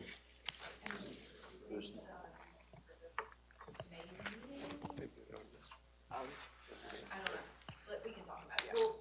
But we would definitely get an update on what happened yesterday. Thank you. I believe the Association of County Commissioners has sent out an update as well. Oh, I don't have the mic yet. and I'm just asking to ask, but I know we could, in theory by law, adopt the budget in the second meeting in June. Correct. Is there a rule about pushing the public hearing? In that scenario, is it allowed to push the public hearing to the first meeting in June? I'm just asking. Which scenario, hearing? In a scenario where we were to adopt the budget in the second meeting in June instead of the first meeting in June, is it just allowed to host the public hearing piece in that first You'll meeting? impact my vacation. Yes. Say what? You will impact my vacation plans. That's an answer. I was just We gonna appreciate say, the honesty, tons of- John. Tons of staff is already thinking, how can Okay. this has been going on since November, so, Yeah. yes. Yeah, okay. But if we were to learn that something is going on in the legislature that we need to think and do differently, Yeah. Okay. he'll be all right. Are there further questions, commissioners? All right, thank you all for a great work session today. I know we've given you all some things to bring back, staff. Do I have a motion to adjourn? So moved. Second. All in favor? Aye. All right, we are adjourned. Thanks, everyone.